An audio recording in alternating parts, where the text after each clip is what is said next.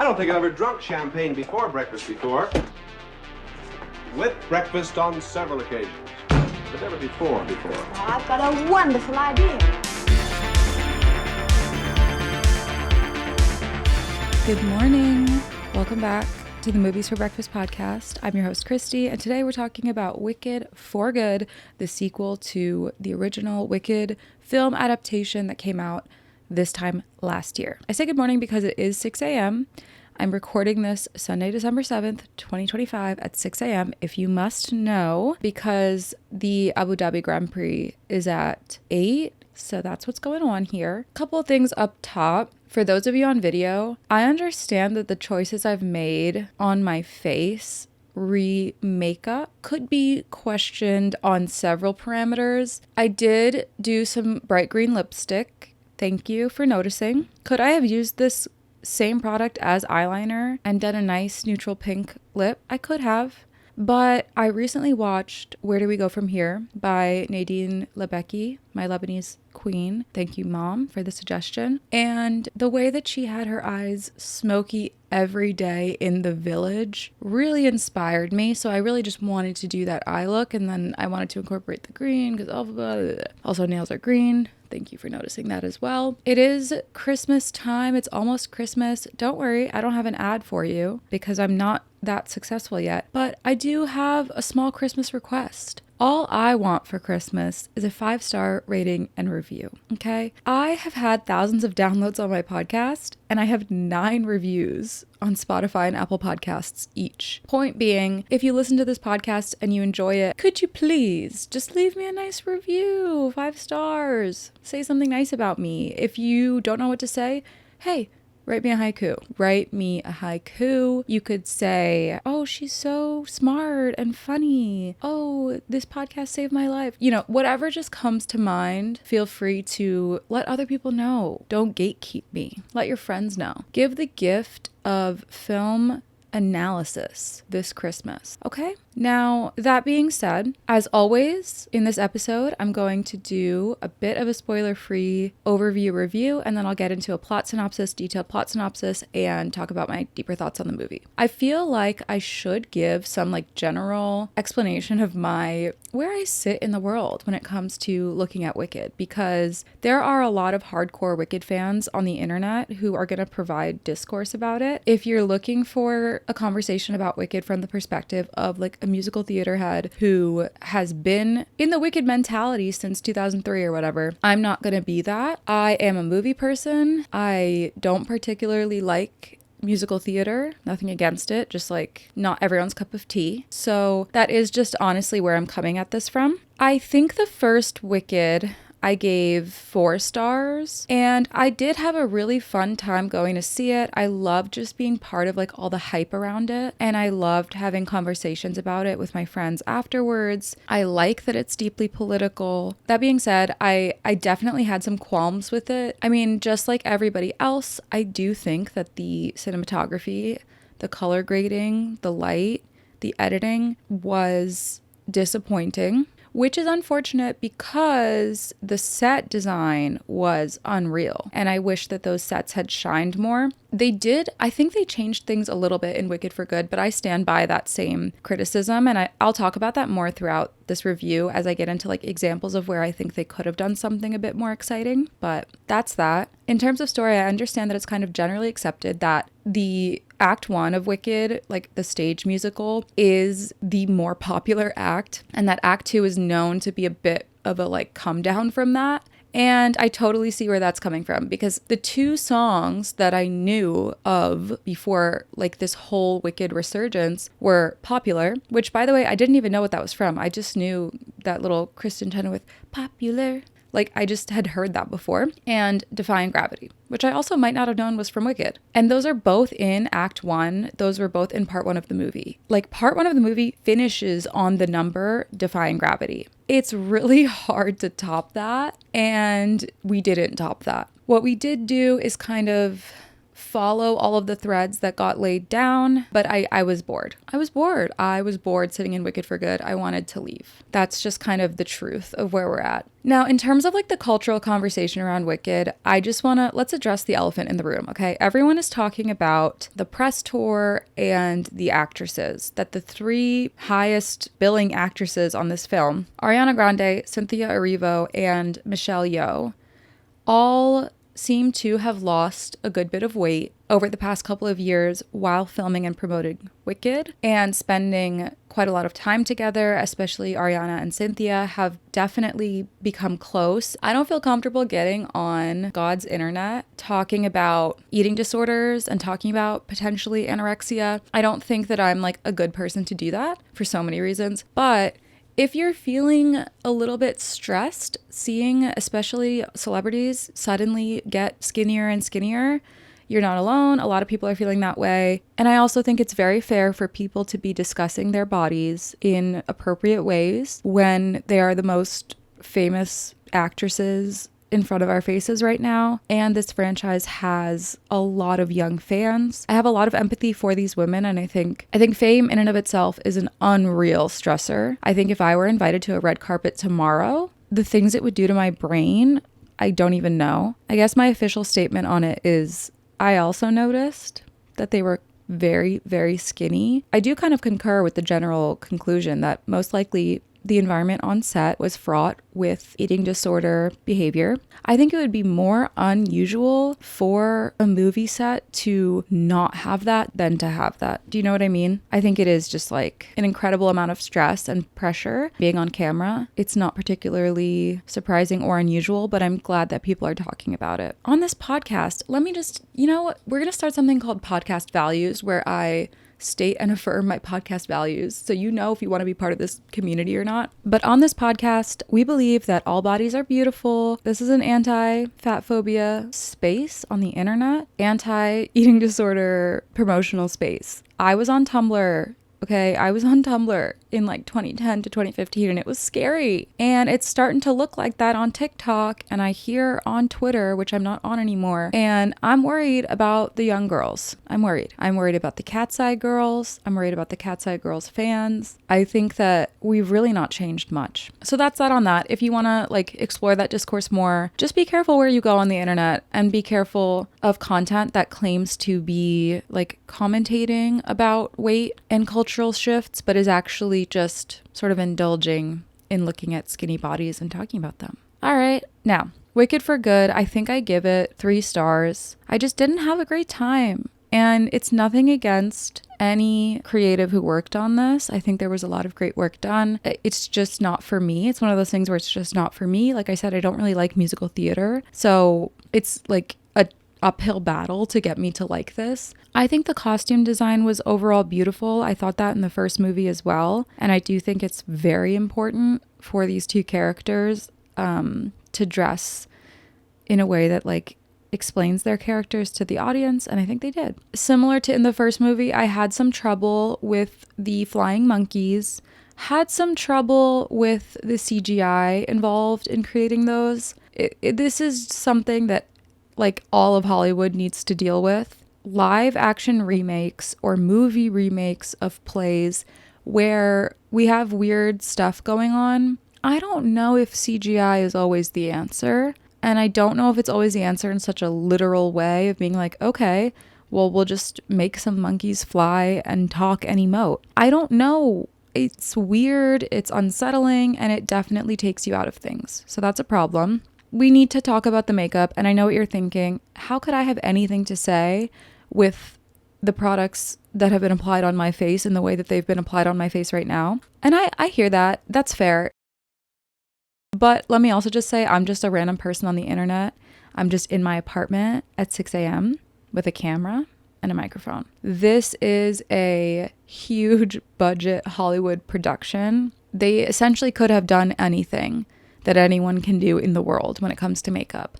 The problem is when you have a big star like Ariana as one of your top cast members, and you as the director with the creative vision, Jonathan Chu, are partnering with your actors in this way where you share a creative vision and you allow them to be part of shaping what the movie becomes, I think that's great.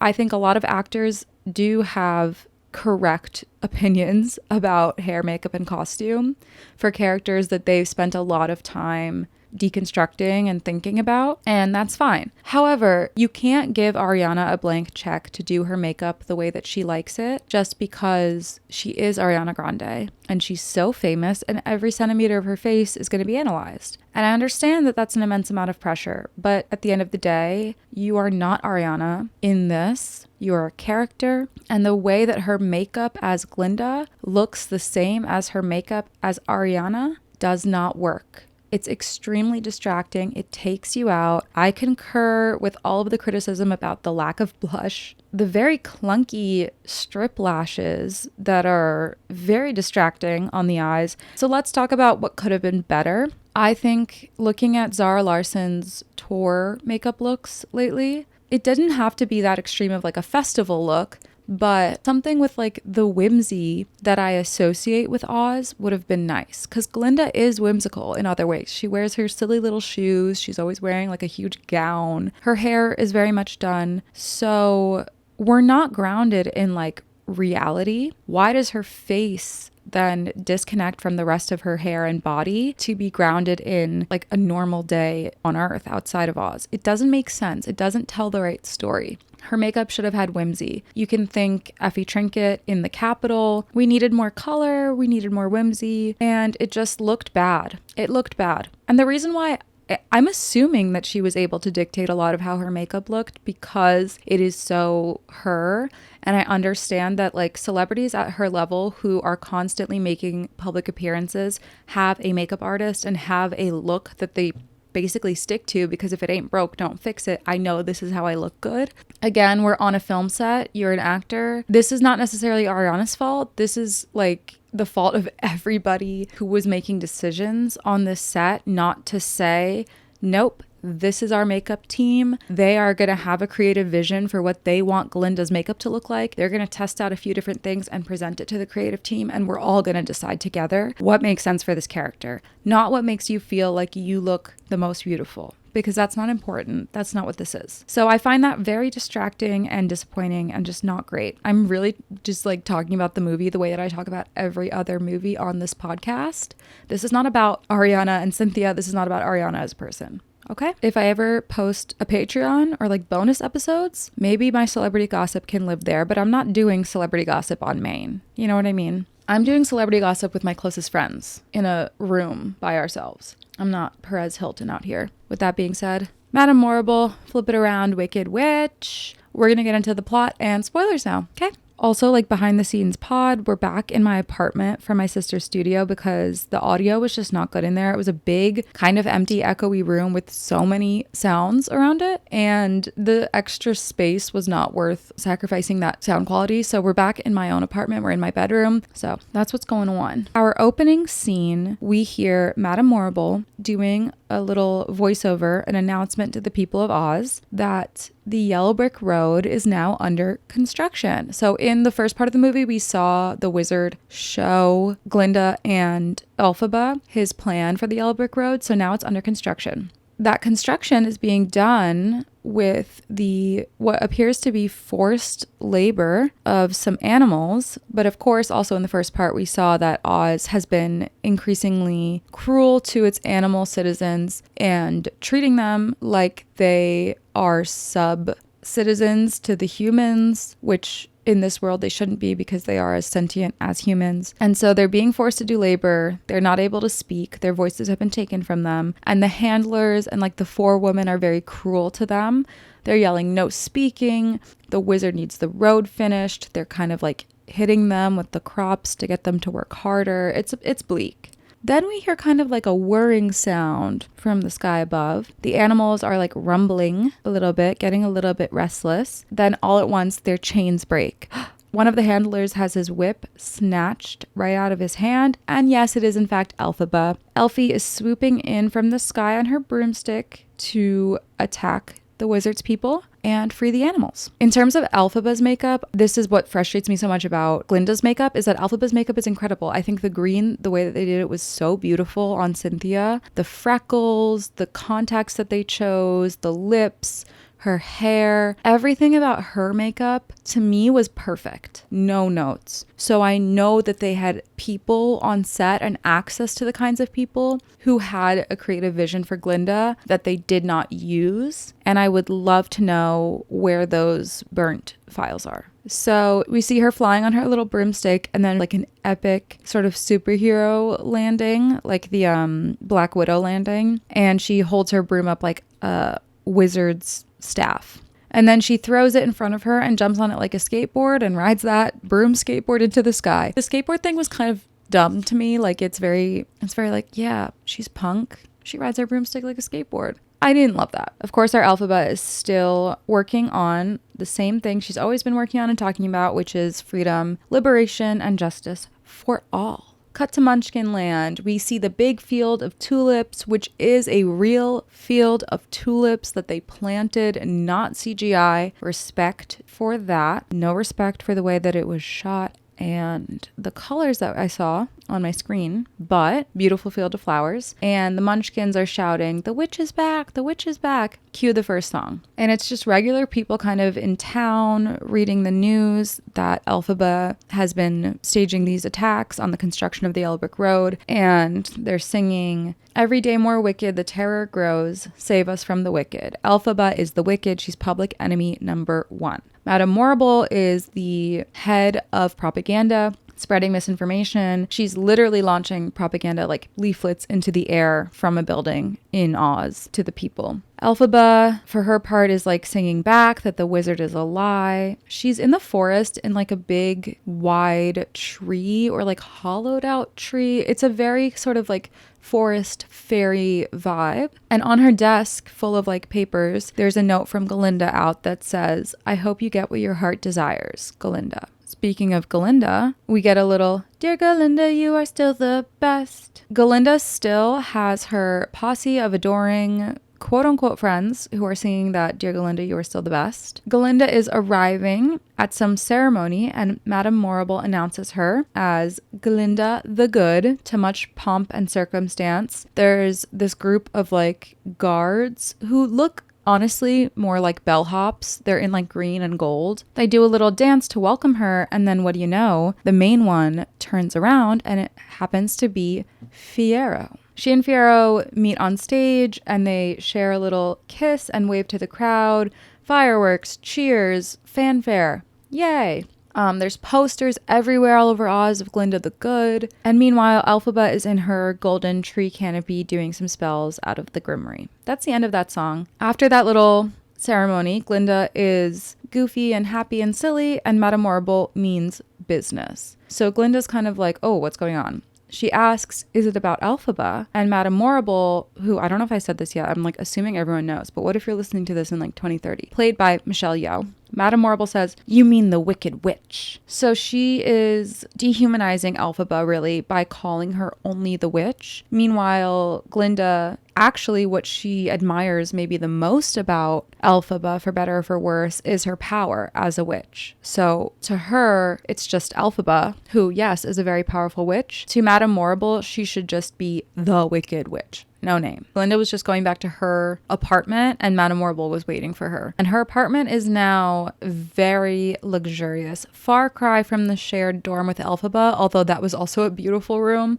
This is like a huge loft, luxury, beautiful apartment. Everything is like cream and pink and soft and round and feminine. And Madame Morrible gifts Glinda on her very cute little balcony a vehicular spherical globule. So like a bubble. It basically looks like Cinderella's like chariot. You know what I mean? The round kind of like carriage seat that gets pulled by horses. But on the ground, there's like a big button that says tap to bubble. And so Glinda like steps on it with her cute little heeled foot. And when she taps it, this like big bubble emerges out and is like, bloop. And then she pops it and then she clicks tap to bubble, bloop. And so she's like having so much fun tapping to bubble. She's like giggling and she's gasping in delight. Like, oh, Madame Morrible rolls her eyes. She doesn't mess with Glinda's unseriousness, but this is her chosen fighter, so she has to deal. And Madame Morrible explains that the wizard has crafted this bubble specifically for Glinda because you, as our good witch,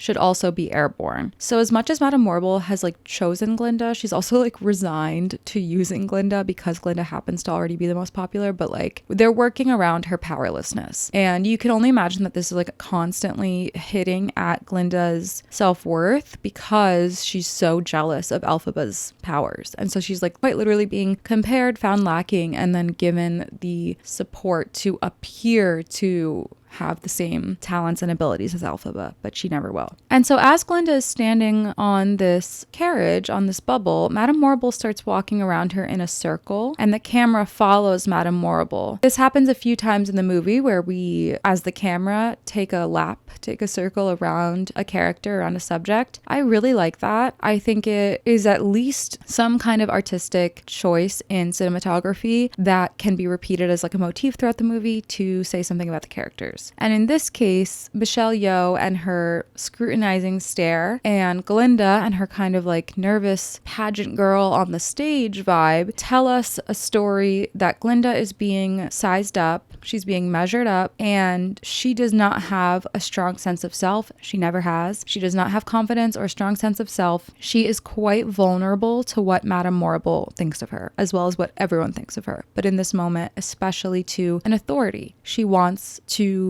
please Madame Morrible. She wants to be found satisfying. And as much as she's on a pedestal, she's also incredibly vulnerable being on that pedestal. Finally, Madame Morrible gives her a big fancy wand to really sell it. It's Glinda's like famous, like beautiful long star wand. She says, "I'll see you at the opening ceremony." Glinda, left alone on the balcony in her bubble, looks at her own reflection, and it's through the bubble in the window of her balcony. So it's quite watery and indistinct and warped. This is something we also do a lot throughout the movie, is people looking at their own reflections. Do I love that? No, I think it's corny. I think it's simple. I think it's been done before. But the nature of this being a stage musical taken to film, stage musicals are corny and oversold and over-exaggerated because you're meant to see it from even 100 meters away and be moved by the performance. So it's really hard to translate that to the screen, which is incredibly intimate and close up, and to change the tone. The tone is still going to be that like very obvious, exaggerated way that it is on stage. And so the gazing at your reflection in the mirror to tell the audience that you're reflecting on yourself, whatever, I'll take it. I did like that it was all warped through the bubble and the window because it shows that she is, again, searching for some kind of identity and still overly preoccupied with her outward appearance rather than with who she truly is on the inside. Flashback to Glinda's childhood. It's probably about her 10th birthday party. Little Glinda's very cute, great casting, and she's very dolled up for her birthday with like the blonde curls and a little princess dress. Her friends are all seated in front of her like an audience. So they're opening gifts, right? And rather than, I feel like I always remember sitting in kind of a circle at birthday parties as like the birthday girl opens gifts. They're just sitting in front of her like an audience, and she's on stage in front of them opening these gifts on like a platform where her bed is or something. So I did appreciate that. It shows that her concept of friendship has always been one of more like a performance that she puts on in exchange for admiration. Since she was a little girl, she has been putting on a bit of a show, putting on a bit of a air of who she is, and in exchange receiving admiration from her peers. That is really what popularity is. And if there's one thing I do think that Wicked does well, it is the exploration of literally what is popularity. Like, what does it mean to be popular? As much as she has all these friends around her, she's not one of them. She's not intimately connected with them. This is true in the present day for Glinda, as she has like her posse led by Bo and Yang following her around everywhere. She doesn't have like an intimate connection with any of them. The only real friendship, like face-to-face friendship she had, was with Elphaba. So she's opening gifts and she receives a cute magic wand, much like the one Madame Morrible has just given her in the bubble. And all of her friends are like, oh, do something, do magic. And she's like, oh, okay. But she's not really doing anything. They're all whispering about her that she doesn't actually have any magic, and she's panicking. So she waves the wand and she says, something magic shall happen. This was a great line to me and a great setup, because the source of Glinda's weakness is not the fact that she doesn't have magical powers. It's the fact that she doesn't have any kind of purpose. Something magic shall happen. What is the point, right? The point is to prove to people that she's magical. She doesn't actually want anything specific. She doesn't want anything in particular to come of her powers. That's why she doesn't have any powers. That's why she is powerless, because she doesn't care about anything other than what other people think of her. Elphaba sees power as a means to an end. Glinda sees power as an end in and of itself. And therein lies her powerlessness and her weakness. So her friends then see like a rainbow out in the distance out the window when they're all like, oh my gosh, did you do that? She doesn't say, yes, I did that, but she doesn't say no. So she doesn't exactly fabricate a lie, but she's definitely being deceptive. She's definitely being dishonest. Again, same as adult Glinda. She didn't come up with the bubble idea. She didn't build the bubble, but she's happy to use it. You know, she's happy to let people believe that she's creating the bubble with her powers. And later, when her friends have left, Glinda's kind of looking down in her room, and her mom is like, what's wrong? You got everything you wanted. Little Glinda says, I want to be magical for real, and I'm not. She always has that grain of self-awareness and that seed in her mind that something's not quite right. This flashback is showing us how she's been taught to kind of like push that down and go with the flow. Because her mom says, but darlingest, everyone loves you. That's all you'll ever need. Where's that smile? That's my girl. So she's like a pageant girl. She has been trained to smile and wave, you know? And her mom isn't exactly wrong that everyone loves you. That's all you'll ever need. That's all she needs to be successful in a certain sense, but it's not what she needs to be fulfilled. It's not what she needs to like have a passion and a purpose and a soul, or to be empowered. It's not empowering, but it is enabling. Mirroring, no pun intended, big Glinda, little Glinda looks at her warped reflection in her little toy wand that's like a sphere, and she's doing her fake pageant smile at herself in the wand. From that, we fade back to big Glinda's face and the bubble. Good flashback, serves its purpose. It's like, I don't think it was ever a huge mystery how Glinda got to be the way that she is, but I didn't have a problem with seeing it. And I do kind of like, there's like a subtle message here that I like about how you are really always becoming who you are as an adult every second of your life. And kids have personalities, minds of their own, experiences that shape them. They're not just like some default child personality until they wake up at 17 or something. So little Glinda being popular and being hyper aware of the power dynamics amongst her peers that go along with popularity makes a lot of sense. And it is kind of a complicated and heavy thing even for a kid to be popular. But now we're at the opening ceremony for the Yellow Brick Road. So I guess we've had a bit of a time jump from Elphaba's first attack, even though it doesn't feel like there's been any kind of time jump, but whatever. Glinda does in fact come down in the bubble to Great Town Fair in like the town square. There's like a stage, a small crowd, dancers, decorations, and Madame Morrible announces the Yellow Brick Road is now open. Glinda is in a very, very pretty dress. It's kind of like a light purple, bluish pink. It reminds me, I'm just now remembering what it reminds me of. In my pediatrician's office as a kid, in the lobby, it was Candyland themed. Like there was a Candyland board kind of, and all the characters from Candyland were painted on the walls. And I loved the dresses on the Candyland girl characters. And there was one that was like a princess in this beautiful, like sparkly blue dress. And Glinda's dress in this reminded me of it. So as far as like the image of a princess for girls, not just girls, of course, for children to enjoy and be like, oh, I love that beautiful dress. This was definitely it. And that's part of why I do understand why people are talking about Ariana's weight and body so much, because the dress is important. The like image head to toe of the character will be treasured and remembered and replicated a billion times. And of course, Ariana knew that. Like, of course she felt that pressure. And I think that's how we got to where we are now. But it was a beautiful dress and I did love the design. Glinda says good news and the song starts. Thank goodness. Morrible is really selling the Yellow Brick Road hard, like a true politician. She's like, this is what our administration has accomplished. Fiyero is introduced to the people as the captain of the new Gale Force assembled by the wizard to capture the Wicked Witch. I like the name Gale Force, like a gale force wind, because she flies in the sky. Madame Morrible says, Fiyero, how does it feel? And he thinks she means, how does it feel to be the captain of the new Gale Force Wind? And he says, it's frustrating, but I will find her. Not exactly a lie, but you get the sense that his meaning is different. He didn't say, I will catch her, I will kill her, I will bring her back, stop her. He just says, find. He wants to find her. And Madame Morrible is like, no, silly. How does it feel to be engaged? And he turns to Glinda and he's like, we're engaged? So the wizard and Glinda have arranged this engagement between herself and Fiyero without his knowledge or consent. This is why I need everyone who is at all talking about Elphaba stealing Fiyero from Glinda and not being a good friend. I need you to like dunk your head in a bucket of cold water. Fiyero and Glinda are not even in a real relationship. Is it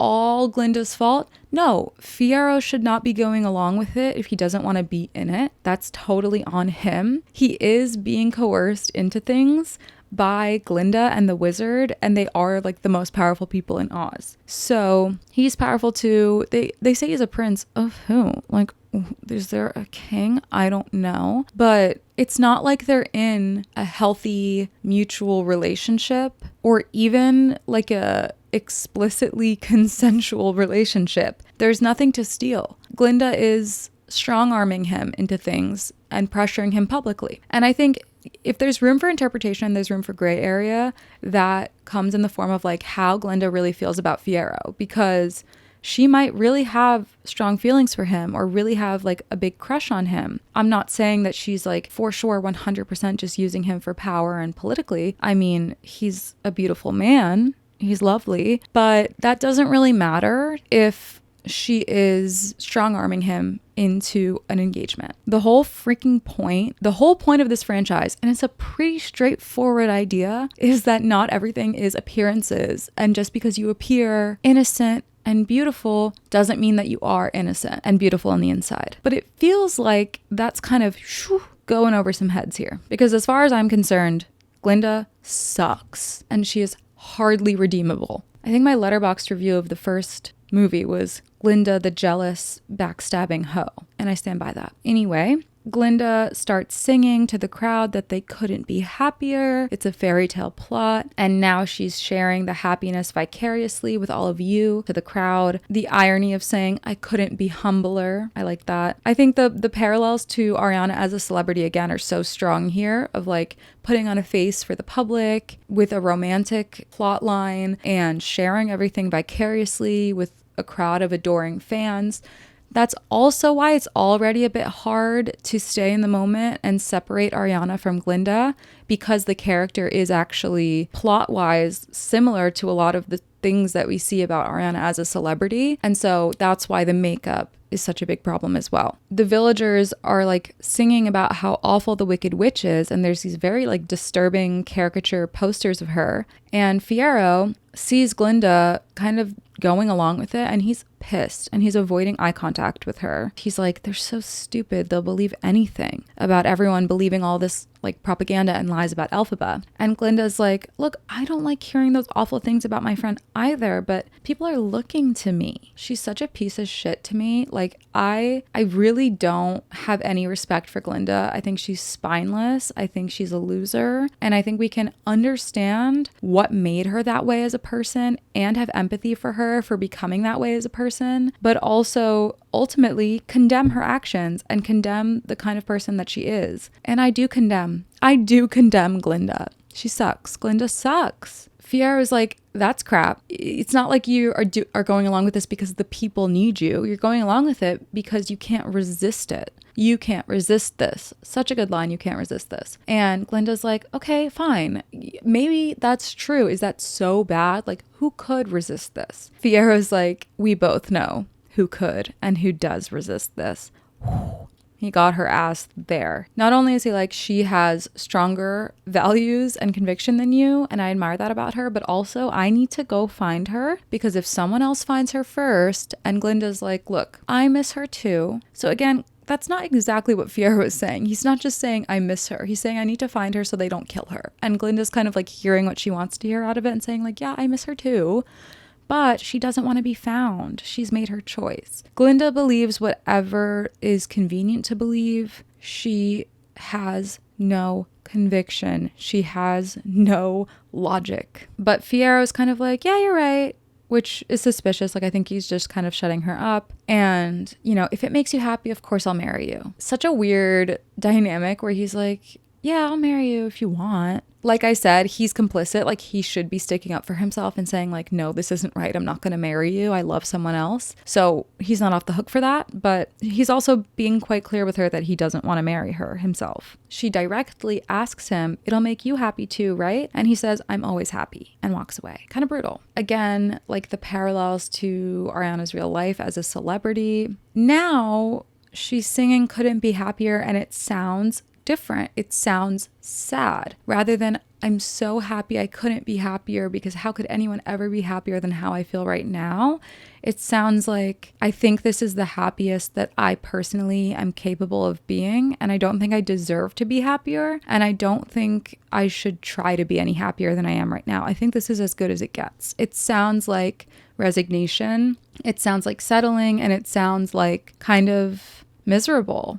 Beautiful vocals as always. I think you can say 10 billion things about her. You cannot impeach the vocals.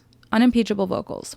Of this movie, this was probably my favorite song. I don't even think I liked how it sounded. I find all of the sounds of these songs like so boring. Again, personal preference. I'm not yucking your yum. If you love it, I love that for you, but I don't. But I did like it lyrically. I liked the meaning behind it, and I liked the performance of it as like a character and what it told us about Glinda as a person, that she's very ambitious in terms of power and outward achievement, but she's not very ambitious, and she doesn't dream big when it comes to deeper things. Like, she doesn't believe in some like real fulfillment and deep happiness that can be achieved. That's an interesting thing to know about her. She has this level of awareness that she's not as happy as someone who's living true to themselves. But the problem is that she's not willing to believe in something more for herself, because what she would have to do to get there is too scary. And it's easier to just resign yourself to what you know. Just say, well, I guess this is life. And that's kind of what Glinda's doing.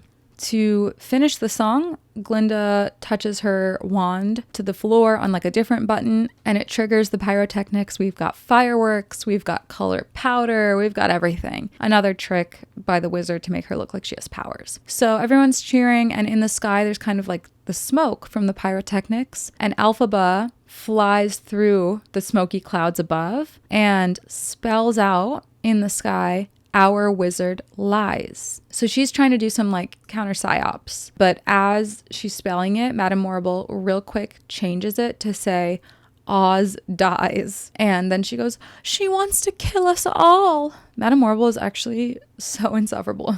I love Michelle Yeoh. I adore her. I like the idea that her powers in terms of controlling weather were exactly applicable to this situation because Elphaba chose to use the clouds. Like, Elf, do you think maybe we could have thought of maybe like a different medium than clouds when you know that Madame Morrible can control them? Do you know what I'm saying? Anyway, there's actually kind of a showdown between Elphaba and Madame Morrible. Like, Elphaba flies low enough to like look down at Madame Morrible and Glinda has this like super annoying expression that she always has. And I'm not saying Ariana's annoying, I'm saying she's acting correctly as an annoying Glinda, where she's like, oh, I don't know, you've put me in such an uncomfortable position. Conflicted but resigned, as always. And Madame Morrible is pissed. Fiyero sees her and he goes running off after her with his gale force. The flying monkeys are chasing Elphaba through the forest, but she like leads them into like thicker and thicker and denser forest that she can kind of nimbly get through on her broom, and it's harder for them with their wings. I like that.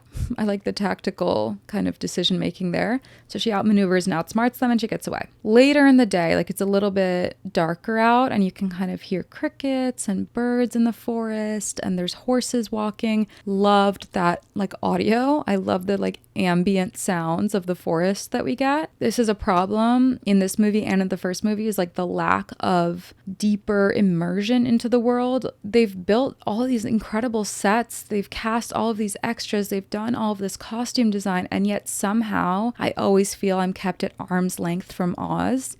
I always feel like we're in exterior shots, we're in landscape shots. I feel a lack of immersion and intimacy in the world. But this scene was more like a proper fantasy forest scene, like a Lord of the Rings. Not that this even comes close, but it was nice. And so Fiyero is still leading his men around now at like dusk. He's like walking ahead of his men, and he looks like he's seen something. Like we don't see what he's looking at, but his face like looks really startled. And behind him, the men are like, "Do you see anything?" And there's this like suspenseful music, but then he goes, "No, let's go." And then of course, finally we do cut to where he was looking, and he 100% would have seen Elphaba hiding in the tree there with her broom. And she looks mournful. I wrote down in my notes that she looks mournful as she realizes that he is protecting her and that he must still care about her, and like the fact that she has lost the potential for that relationship because of being on the lam. That's sad. Like it's sad anyway, but knowing that like it truly is circumstantial, and if the situation were different, you could be with him, she's sad. So Elphaba is in her like tree house thing, and she has the professor who was a goat. She has his glasses, his like broken glasses on her desk. And we have a flashback to this like very cute sunny picnic with friends. And there's this like shot that's in every promotional clip of everything. It's like slow motion. Glinda and Elphaba are like cuddling up, and they're both looking at Fiyero, and Fiyero's looking back at them smiling, but you're kind of like, which one is he smiling at? And then we see a flyer that says Nessarose appointed governor. Interesting. So Elphaba's keeping tabs on her little sis. Cut to said Madam Governor. She's sitting at her desk, Miss Nessarose. She's in like this big, nice office, and she is contemplating signing into effect a law that requires animals permission to travel. Apparently, it has been ratified everywhere except Munchkinland, of which she is now governor. And Bach is there. From part one, Nessarose is Elphaba's younger sister. She's kind of like dorky, and Bach is also dorky. He had a big crush on Glinda, and Glinda kind of like thrust him upon Nessa to get him away from her and get access to Fiyero instead. And he like kind of obediently flirted with Nessa just to do Glinda's bidding and hope it like won him some brownie points, I guess, which is messed up on both of their parts. But Nessa like fell in love with him because he gave her attention, and like no one ever gave her attention. Anyway, so it seems like they're still together, and Bach hears this law and he's like appalled. He's like, "Are you kidding me? You can't sign that." Nessarose is like, "I have to sign it or else people will say I'm just like my sister."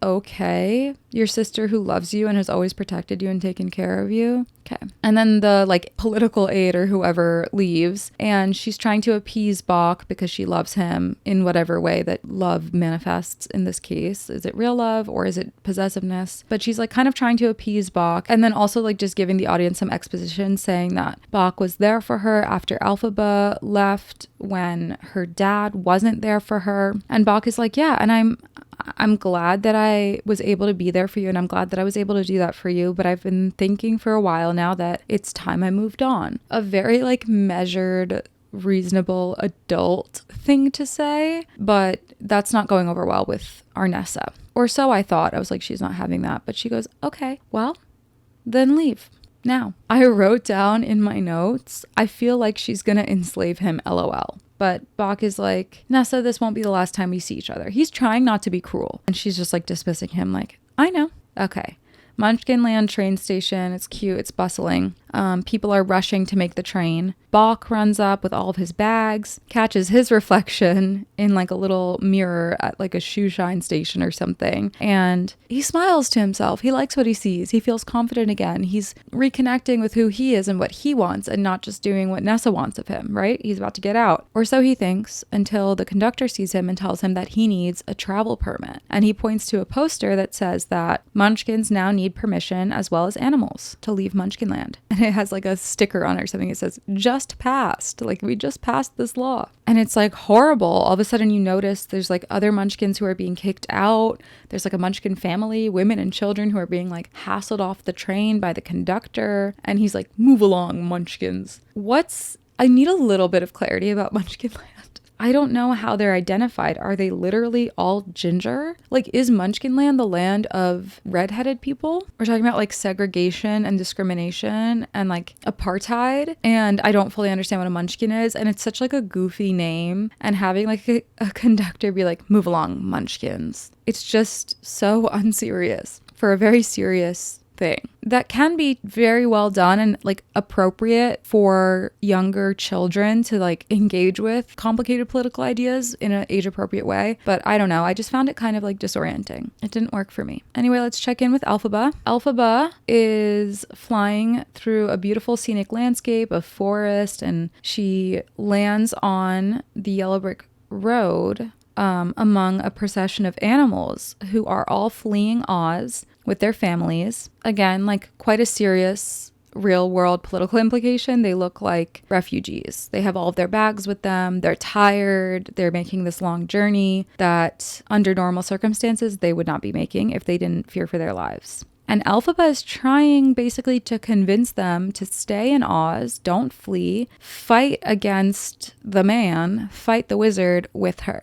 And I was a little confused by this too. I was like, what are they supposed to do? These are like rego people. I mean, they're animals, but in this context, they're regular people. They have kids, they have dependents. Presumably they had jobs before all of these like horrible laws were passed. How do you want them to be eating? Where do you want them to be sleeping? Where do you want them to be arming themselves? How do you want them to be organizing themselves? You can't like pep talk refugees into becoming a militia. And it does feel like she's trying to pep talk refugees into becoming a militia. I was kind of like, Elphaba, is this a fair ask? You know, you feel virtually invincible. Not that she's not courageous and like risking everything to fight for what she believes in, because she is, but she's so powerful. And she's been able to do so much while evading any kind of capture or retaliation. I don't know how she expects regular animals to do that, you know?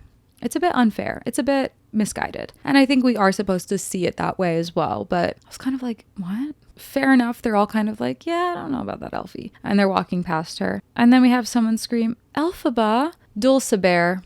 Dulciber is this big, sweet mother bear who was like Elphaba's nanny, who helped raise her and was Elphaba's like only loving adult. I just don't remember her from the first movie, and I did not rewatch the first movie before seeing part 2. I think if you're releasing part 1 and part 2 exactly 1 year apart, I shouldn't have to rewatch part 1 to get part 2. I'm sure lots of people did that or did the double feature, but I was kind of like, no, I should be able to just go see part 2. Anyway, so she reunites with Dulciber, who happens to be here also fleeing, and they hug, and Dulciber is saying like, look, we can't stay here. It's become rotten. There's only one thing left for us to do, and it's to escape through that tunnel to the place beyond Oz. So we don't know what that really means, but okay. I wrote down that the CGI animals talking is really upsetting and bad, to the point I wonder if the whole movie should be animated or the talking animals plot should be changed. So I wrote that as I was watching. Yeah, I have a hard time articulating this point because I don't have an alternative and I don't have a solution. And normally I try to provide alternatives or solutions when I have a criticism, but in this case I just have a criticism and questions to ask about it. And the whole plot in Wicked of talking animals, all of it has been CGI'd, of course, like to some extent. It's not even that it's like bad CGI. I think it's as good as CGI it gets. It's just still CGI. It's still a talking realistic bear. And I don't like it. It's weird. It's unsettling. It's uncanny valley. And I have a really hard time being like immersed emotionally while seeing that. So maybe other people, the same way that you can like kind of stay in the moment with a song, can stay in the moment with that. But for me, it pulls me out. This like fantasy world feels so not just weird, but untethered. It feels like it's floating through the ether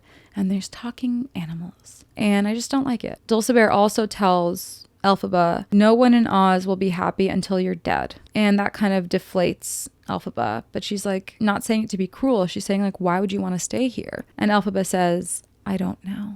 Start a song now. Elphaba singing, why do I love this place that never loved me, that seems to be devolving? And all of the animals who are like fleeing for their lives have now paused their escape to listen to the beautiful song. Okay. I did like the sentiment that there's no place like home from, you know, of course, the original Wizard of Oz. There's no place like home, that no one ever wants to flee their homes when it comes to refugees and even like oftentimes immigrants in peacetime. It's hard to leave your home when you're forced to survive, whether that's like financially, economically, or like quite literally due to violent conflict. It sucks. It sucks. People don't want to do that. Even if they were never that happy in the first place, or even if there are so many millions of problems with what home is, it's hard to leave home. I like that sentiment. But again, didn't like the song. I can hardly remember what it sounds like. It didn't do anything for me. But Elphaba is such a natural leader, and she is so compelling in her conviction. She is kind of like a natural revolutionary, sort of like Katniss Everdeen was in the Hunger Games series, where people want to listen to her and to follow her. Amongst all of the fleeing animals, we also see kind of nearby the flying monkeys land in the trees and are watching and listening as well, and kind of like taking in her message of like wanting to liberate all the animals and stuff. I also noted here that there was some really nice light coming in through the trees, and it was much more dynamic than anything by far in the first movie. So that was nice. Like I said, I do think they had like little things that they changed, but it's not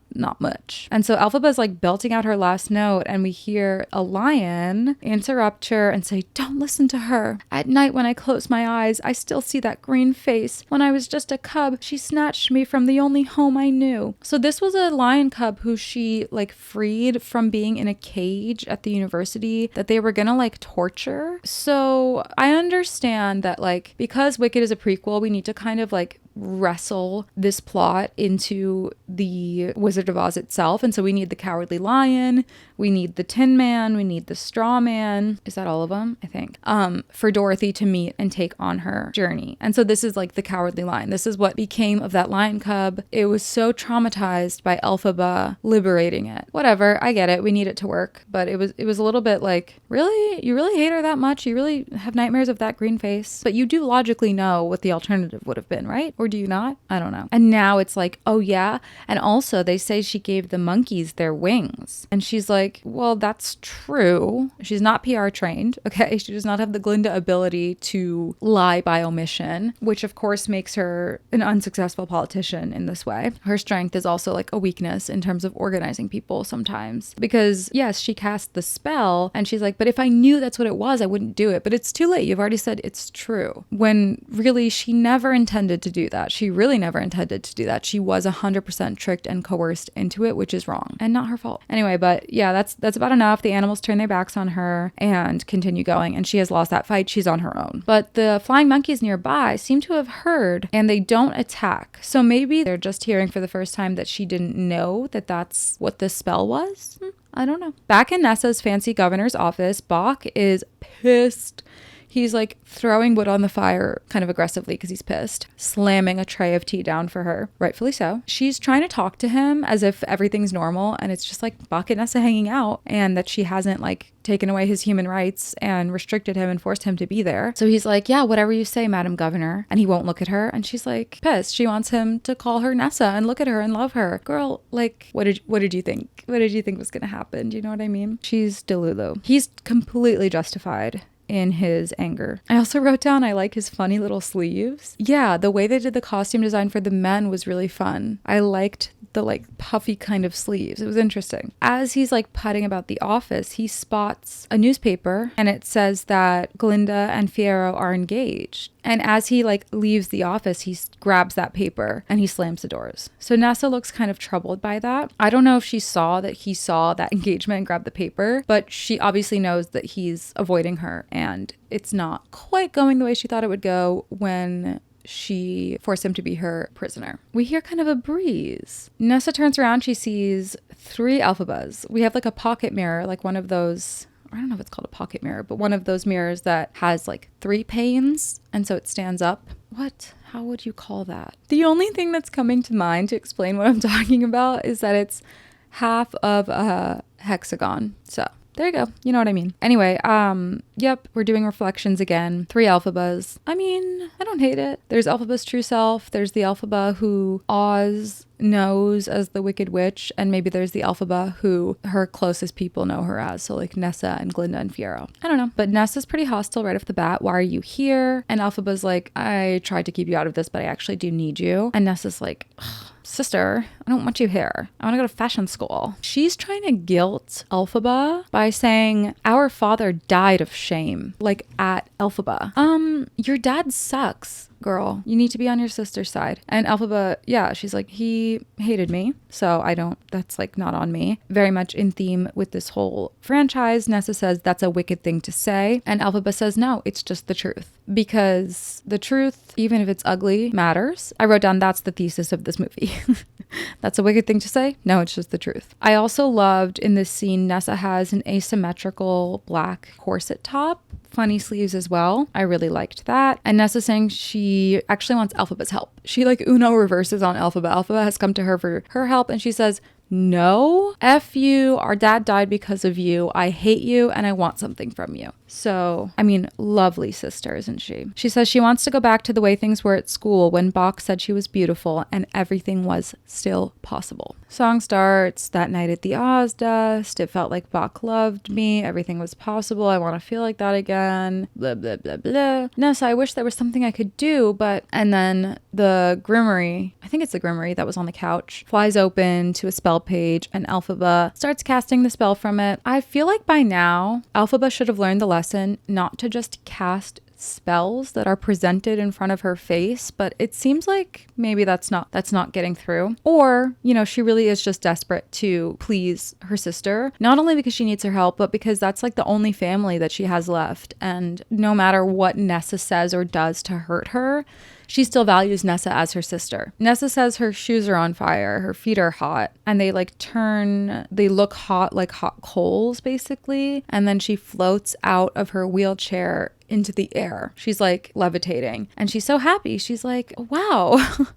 Cool. And Elphaba's like, yay, finally something good came from my powers. I think they think that she has healed Nessa's disability in this moment, even though it's not like we've seen her on the ground using her legs walking, let alone for like a long period of time, I don't know, without her wheelchair. She's just levitating and floating in the air. So it's unclear to me what they think is happening. Like, does she think that Nessa can now fly? I don't know. This felt very much like something that works on stage because it's so fun to see someone suspended on stage. But in the movie, I was just like, what are you guys talking about? What do you think is going on right now? And I won't get into this too much because it deserves its own like time and attention. But I do really value the disability community online and what they have to say about disability representation in media, and Wicked being like the biggest thing happening in media right now. And one of the main characters not only being disabled, but having her disability be part of the plot in this way. There's kind of an assumption that Nessa hates herself for being disabled and that her greatest like desire in the world is to be fixed or be healed. I'm doing air quotes for those on audio. A lot of people with disabilities that I've seen online who are like advocating for their community have challenged this assumption that we tend to have as a society and have expressed wanting to be seen as more than just a person with a disability who is like waiting to be healed or be fixed. So I do think that's like something to reflect on out of this little plot line. But I do think, like, in terms of character, it makes sense that Nessa would not be, like, self-actualized enough to have gone through the therapy and emotional regulation and thought process that you might need to accept a life-altering disability and accept yourself and not always be wanting to change. The same way that, like, in the fictional sense, Elphaba has never wanted to be green and has always wanted to fix her greenness to look normal. It makes sense character-wise that Nessa would be the same way. So Nessa's floating in the sky and she's like, thanks, Elphaba. And Elphaba's like, awesome. And then we hear Bok outside the door saying, Nessa, there's something I have to tell you. And he comes back inside and Nessa's all excited because she thinks that, I guess, in addition to levitating, Elphaba has made him love her again. He joins the song and he's actually asking to leave tonight because Glinda's going to be wed to Fiyero. Nessa's like, Glinda? Glinda? Why would you say her name to me? She starts falling back down to the ground, like quite literally coming back down to earth from her fantasy land. And Bok is like, I need to go try to convince Glinda not to marry Fiyero. Bok is allowed to feel however he wants about Glinda, but he's so unstrategic to appeal to Nessa for that. She wouldn't even let you leave with no other motive in mind besides leaving. You think she's gonna let you leave to go try to get your one true love when she's obsessed with you? It's just like a weird thing for him to do.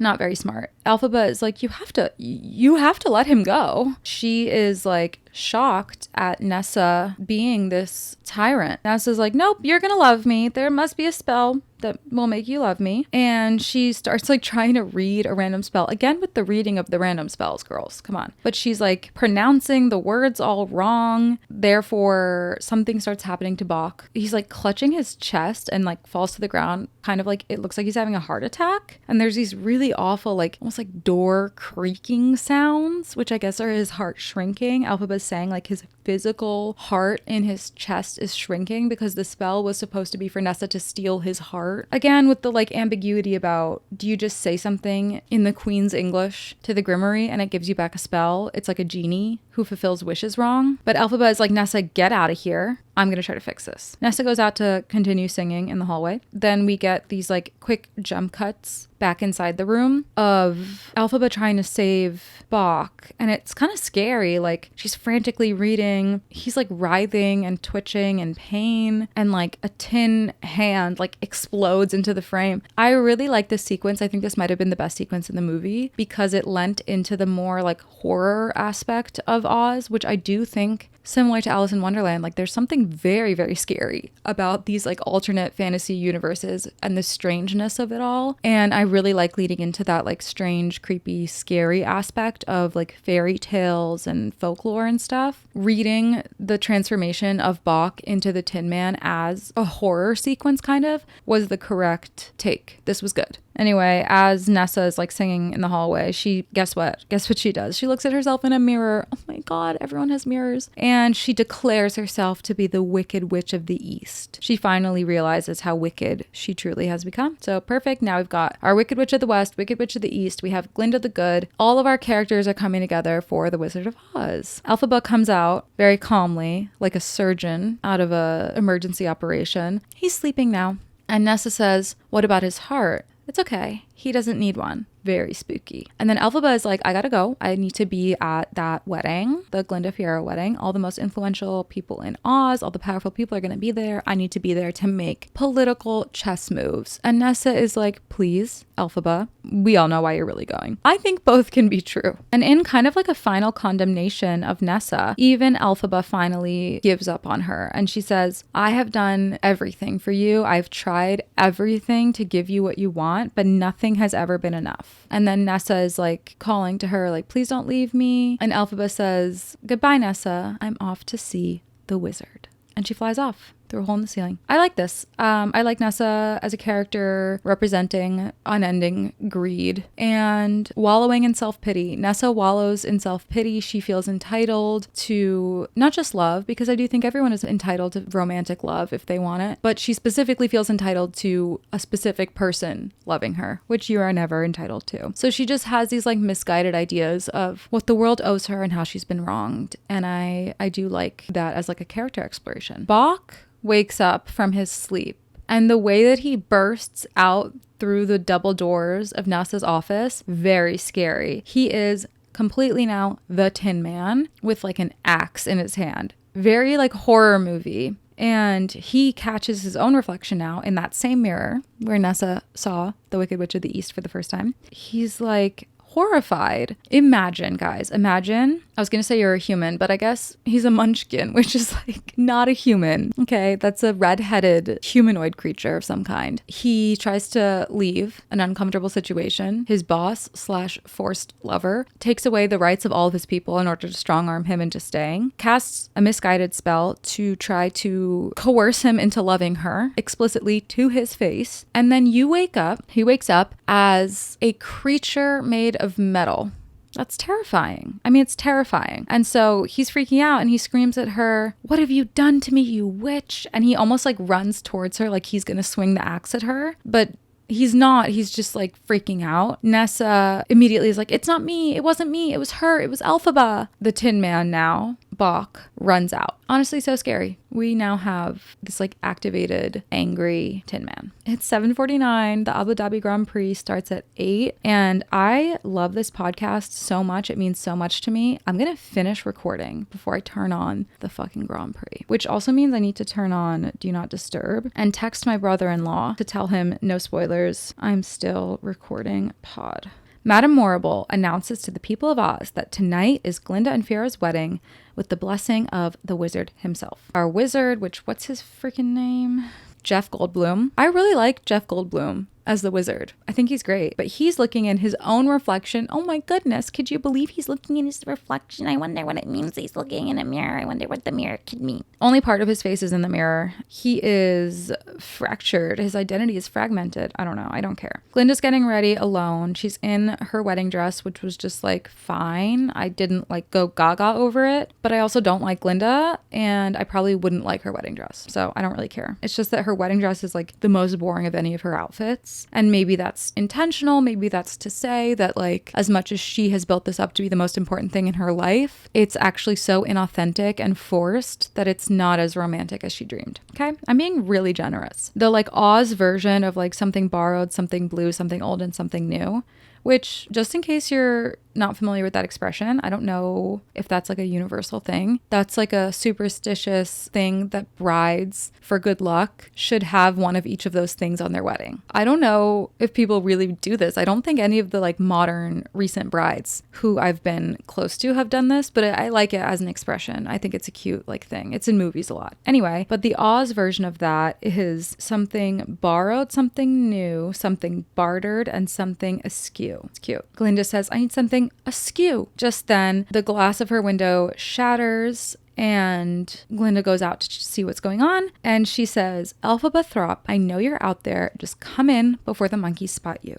Elphaba, Glinda, get in. Inside the apartment, she's like, "Elfie, thank Oz you're alive." And she hugs her. Elphaba is kind of like less enthused, less giddy, but obliging. And she's like, "Careful your dress." And they just kind of stare at each other for a second, like after embracing, taking each other in. Kind of awkward, you know, like trying to establish like, where do we stand right now, you know? Glinda's like, "I still can't believe you get around on that old thing," joking about Elphaba's broom, which is like meant to just be like funny and lighthearted, but because they're so disconnected, it's almost like, are you in a position to make that joke? You know what I mean? And Elphaba is like, "Yeah, well, we can't all go by bubble," which also is a little bit charged because the bubble is obviously from Elphaba's biggest ops who want her dead. There's just so much tension. Like they love each other, but there's too much distance between them now. They're estranged. Glinda's like, "I can't do this anymore. I'm taking you to see the wizard." And Elphaba is like, "No, this is between the wizard and I. We are dealing with this. Don't get involved." And the camera starts doing that same like circle. It spins around Glinda as she's turning around, trying to reason with Elphaba. And she's like talking frantically. She's like, "We explained everything to the wizard. It was a big misunderstanding." And then by the time we come 360 and we turn the camera to where Elphaba is standing behind her, Elphaba, of course, is gone out the window. In this one versus the first Wicked, there's more creative camera work, more like doing parallel sort of motifs and shots between Elphaba and Glinda and everyone. I wrote down, okay, they tried. So it's not the highest praise. I was not moved, but okay, they tried is what they get. Elphaba finds the wizard, muttering to himself, toying with his very mechanical, steampunk, Edwardian machinery, which I love. It's all very Howl's Moving Castle. I adore it. That's one of my favorite things about this movie and about the set design is the wizards like machinery. I do think they nailed the whimsy of that, how mechanical everything is. It really, really reminds me of Howl's Moving Castle brought to life, and I enjoy that. Oh, also the sound design was really good. Again, much like I liked the forest at dusk, in this scene, you hear a lot of like ticking and whirring of the machinery, and it's kind of like all of the gears of Oz itself and of the wizard's mind are like ticking and turning and whirring, and the machine is moving, if you will. Anyway, Elphaba says, "You're done. It's over." And the wizard says, "You came for me. I came for Oz." It's just so like, I'm sorry, but it's so like Marvel. But then Glinda shows up too. So, okay. I guess she did know exactly where Elphaba was going. And she's trying to reconcile them. This was very, again, confusing to me. I'm like, last time we all checked in, you were conspiring to kill Elphaba, and now we're having a diplomatic impromptu parlay in the center of power of Oz. What is going on? You know, like Elphaba is so overly like generous to Glinda and to the wizard in her trust and goodwill and time. And I find that crazy. Elphaba goes along with it and she's like, all right, let's negotiate. I want the wizard to come out and admit that to the people that he has no magic. That's her like demand. He laughs in her face and is like, come on, let's start over. Glinda's like, yes, perfect, start over. They're so hypocritical and full of shit. And Elphaba's like, yeah, I wish I could start over. I believed in you more than anyone. Like, I was personally crushed to find out that you were a fraud. And he's like, look, even if I went out there and said, I'm fake, all of this is fake, they're not gonna believe me. He said, even if I told them the truth till I'm blue in the face. It was a good joke. Anyway, yeah, it was a very calm and civilized conversation, which I thought was weird. We're at war, aren't we? Like, it'd be like, no, I will not make a real world analogy. Another song starts and I was like, ugh, please, no more singing. This is how I always feel in musicals. I'm like, that's enough songs. It's enough slices. And also Jeff Goldblum, God bless. I think he's a great actor and so funny and cool and suave and everything, but he sucks at singing. He can't sing. And I guess like that could make sense, right? For the wizard who's like a fraud to be a bad singer, but come on. No. We could have a better wizard singer. Anyway, singing about how easy it is to trick people who want to believe in something. And he's like doing a little silly little number around his workshop, like Willy Wonka or something. They're kind of like pitching to Elphaba together the idea of like joining forces. And Glinda's like, look, your way doesn't work. Join us. You can accomplish so much more. It's like saying you're going to join some kind of corrupt organization to change things from the inside. As much as that might be an earnest belief from a fresh college grad, come on now. We're adults. We know better. Anyways, also, there was a good little exchange where the wizard is like, we can be a family. I've never had a family. And Elphaba goes, lucky you. They're having this debate about what is honesty, what is the truth. The truth is just what everyone agrees on. I think this is quite timely with like the free press being attacked, science being attacked, all intellectualism and academia being attacked. No, some things are true and some things are false and some things are ambiguous. But the truth is not just what everyone agrees on. Okay. And Glinda keeps making like puppy dog eyes at Elphaba, like, come on, listen to him. She's so annoying. Elphaba's a saint. I would have blown up on Glinda like 3 months ago in this universe. She's extremely annoying. Anyway. The wizard's doing like close-up magic tricks around the workshop. Glinda's like, Elfie, aren't you tired of running? Think what we could go together. And then they do this thing where they're like sitting on the broomstick as like a playground swing, kind of like a swing seat on a porch. And the background goes all dark and there's like twinkly lights behind them and they're pink. Glinda sings Unlimited and then Elphaba sings Unlimited and the lights turn green and then the lights are green and pink when they sing together. I don't care. I'm sorry, I was not moved by this because I can't understand or like connect with the way that we're still acting like Elphaba and Glinda are like star-crossed platonic soulmates or romantic soulmates of some kind. Elphaba has been so betrayed by Glinda multiple times. Glinda did like 2 great things for Elphaba, like ever. I don't know. It's just so crazy to me that we're supposed to be like, oh, it's so sad about Elphaba and Glinda not being close anymore. What? Ugh. Get off the swing. She's conspiring with the people who want to kill you. Get off the swing. You know what I mean? And I get it. Like, it's sad. Elphaba is so alone, and that's why Glinda means so much to her. But she's so grounded in who she is and her values and her self-worth in general. It's very weird to me the way that she has like infinite tolerance for Glinda. And I don't necessarily find it endearing or beautiful. I did in moments in the first movie for sure. But at this point, I find Glinda irredeemable. And I know that's like not a popular opinion, or at least I think that's not a popular opinion, but I always avoid like engaging with discourse about a movie before I make my episode on it, so I don't know now. So let me know, like, am I off base? Am I missing the point? Maybe, but I also think just like my worldview and my values, I don't really see how she's lovable. But yeah, Elphaba's kind of like, all right, we can do this, but this time, you know, it's on my terms. No more blaming the animals. She doesn't say scapegoating,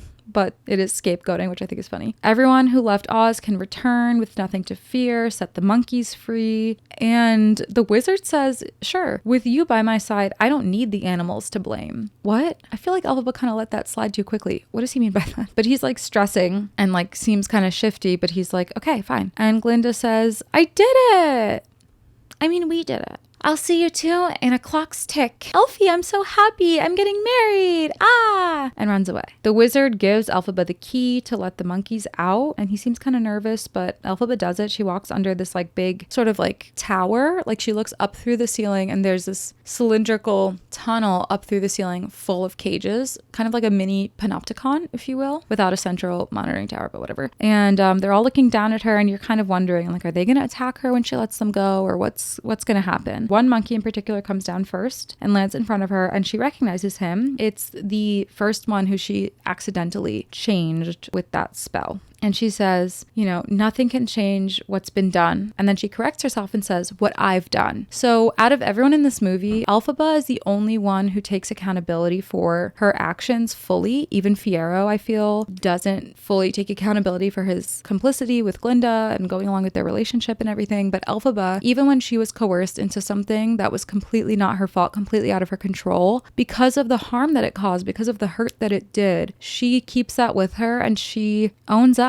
and says, I'm sorry, and acknowledges the damage she's done. And I really, really like that about her character. And I like that we include that. For the life of me, I don't understand what this monkey's name was. It was like Chester, but not, let me look it up. Chistery, not Chester, Chistery. She asks him if he can speak. She's like, Chistery, can you speak? Try. And he can't. He calls the other monkeys and they all start like screeching with excitement and they fly out, and Elphaba's like, fly away. And the wizard's like, all right, well, cool. That's done. I guess I'll just kind of like, I'm going to just go get myself ready for the wedding. And all right. And he's like nervously kind of like walking backwards step by step, keeping his eye on her. He's such a shady character. Like you really can't trust him. And sure enough, as he like leaves the room, Chistery comes back. He like circles back and points at this big painting in the room. It's like a circular painting. So he's trying to warn Elphaba about something. And sure enough, it was a secret door and there's stairs down to this like crypt, like a basement, secret basement. And we cut inside and look up at her at the top of the stairs. She's super backlit. Her silhouette is very distinctive and recognizable with the hat and the broom. And now she's like silhouetted from inside the basement looking up at her. She's kind of like a mythical icon. So here starts a kind of like double action where we've got on one hand the wedding ceremony happening and on the other hand Elphaba poking around the wizard's basement. Okay, so at the ceremony, Fiyero is looking resigned to his fate and rather stoic. Glinda in her kind of boring simple white dress, super long veil, pink flowers, very cute yellow butterflies. And as Glinda's walking down the wedding aisle, in parallel, Elphaba also is kind of walking down an aisle, but it's actually this long hallway, and on either side there's all of these caged animals. It seems like infinite. It's dark, it's kind of desaturated in color. She's again a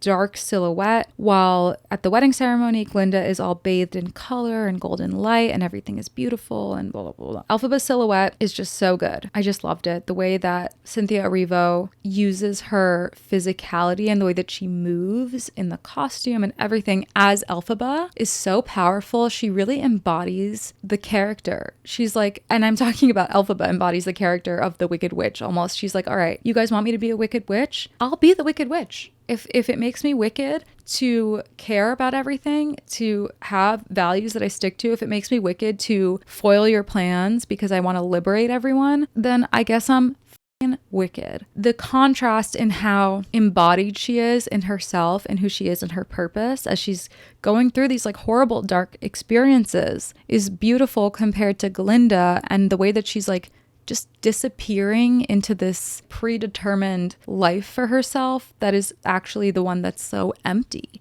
and so nothing. It's so just like blah. A girl in a white dress at a pretty ceremony with flowers. Elphaba sees Dr. Dillamond in a cage in the basement, and that was their professor. Elphaba's horrified. He can't talk. He just baz. The wizard has now spotted Elphaba in the basement, and his silhouette appears at the top of the stairs behind her, and he says, "Look, I can explain. Some animals are not to be trusted."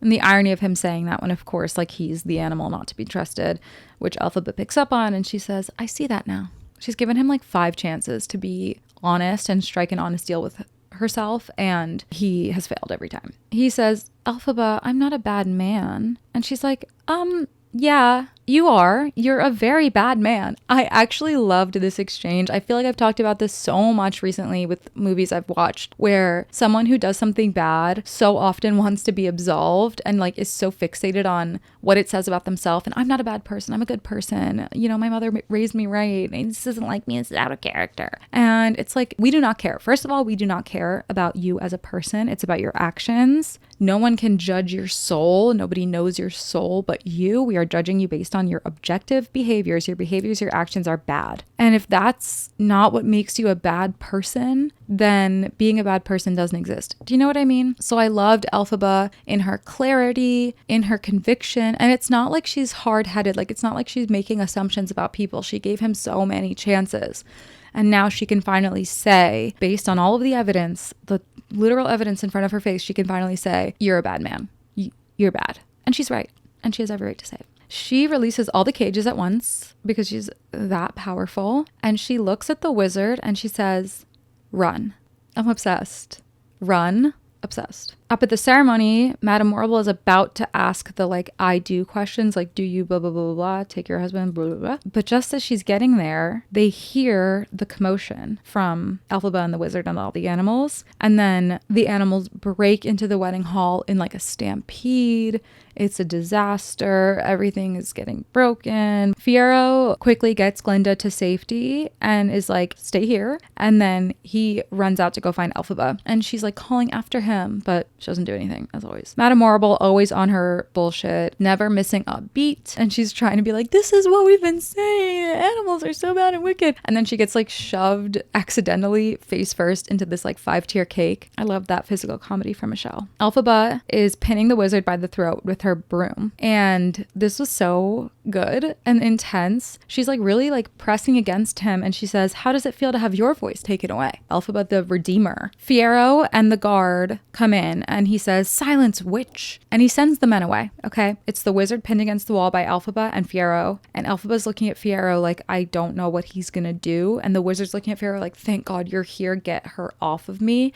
And Fiero's inscrutable even to us. So he gets Elphaba to take the broom off of the wizard, but then he points the gun at the wizard instead of at Elphaba. That's right. Fiyero is on the right side of history. He tells the wizard to get in the cage unless he wants people to know the truth, which that threat doesn't really work, but he doesn't know that because he doesn't know the whole thing that the wizard said about how people will always believe it if you tell them the truth, whatever. But at gunpoint, he gets the wizard to climb into this like giant, conveniently placed human-sized cage in the middle of the big hall. Fiyero and Elphaba are just kind of like intensely gazing into each other's eyes, and Elphaba's like, "Whoa, like, so you love me? Did you put him in the cage because you still love me?" And I wrote down that Cynthia had such a beautiful, sad, curious expression on her face of like, what does this mean? Could it possibly be true that you feel this way about me? Because that would be awesome, but I don't want to get hurt. But is it true? And she just captured all of that with like a facial expression. I thought it was awesome. Glinda comes in just then. Wizard's in the cage. Elphaba, Fiyero, staring at each other. "Darling, what are you doing?" "Have you misplaced your mind?" she says. They all kind of go silent then as Glinda is looking around and kind of adds up the situation and realizes that Fiyero is not like automatically with her in this situation. And Fiyero is kind of implicitly faced with the ultimatum and the choice. Like, he needs to choose where his loyalties lie and where his devotion and love lies as well in this moment. I just love the way he does it. He looks at Elphaba and he looks at Glinda and he goes, I'm going with her. And Elphaba and Glinda are both like, what? And then Glinda is like so betrayed. She's like, the two of you this whole time? And Elphaba's like, no, like it wasn't like that. Glinda's crying. She says, go, you deserve each other. And she runs away. Zooming out from a story perspective, I do not appreciate miscommunication tropes. So the way that they're like, that's not what it was like, and Glinda runs away, I'm rolling my eyes because there's a lot that needs to be said here. You know what I mean? And actually, who has the most explaining to do for themselves between Elphaba and Glinda? It's not Elphaba. Anyway, Elphaba and Fiyero go together. She says, you frightened me for a minute there. I thought you changed. And he's looking at her and he's like, I have changed. The wizard offers Glinda some liquor to dull the pain, as we see Glinda in the foreground kind of in shock and grief, and in the background, off-screen / blurred out, Madame Morrible comes in. Madame Morrible and the wizard are now like kind of talking behind Glinda. We're still on this like long steady shot on a close-up on Glinda looking betrayed. Give Ariana her props. Yes, fantastic expressions and acting here. We're hearing the wizard and Madame Morrible being like, how are we gonna get Elphaba without the monkeys, like now that we don't have the monkeys? Glinda's like sad, and she hears this and she kind of locks in and she goes, her sister, use her sister, start a rumor about her. So her feeling betrayed romantically now justifies again in her mind working with these people to kill Elphaba. Let's not mince words, like that's what's happening. So once again, Glinda sucks.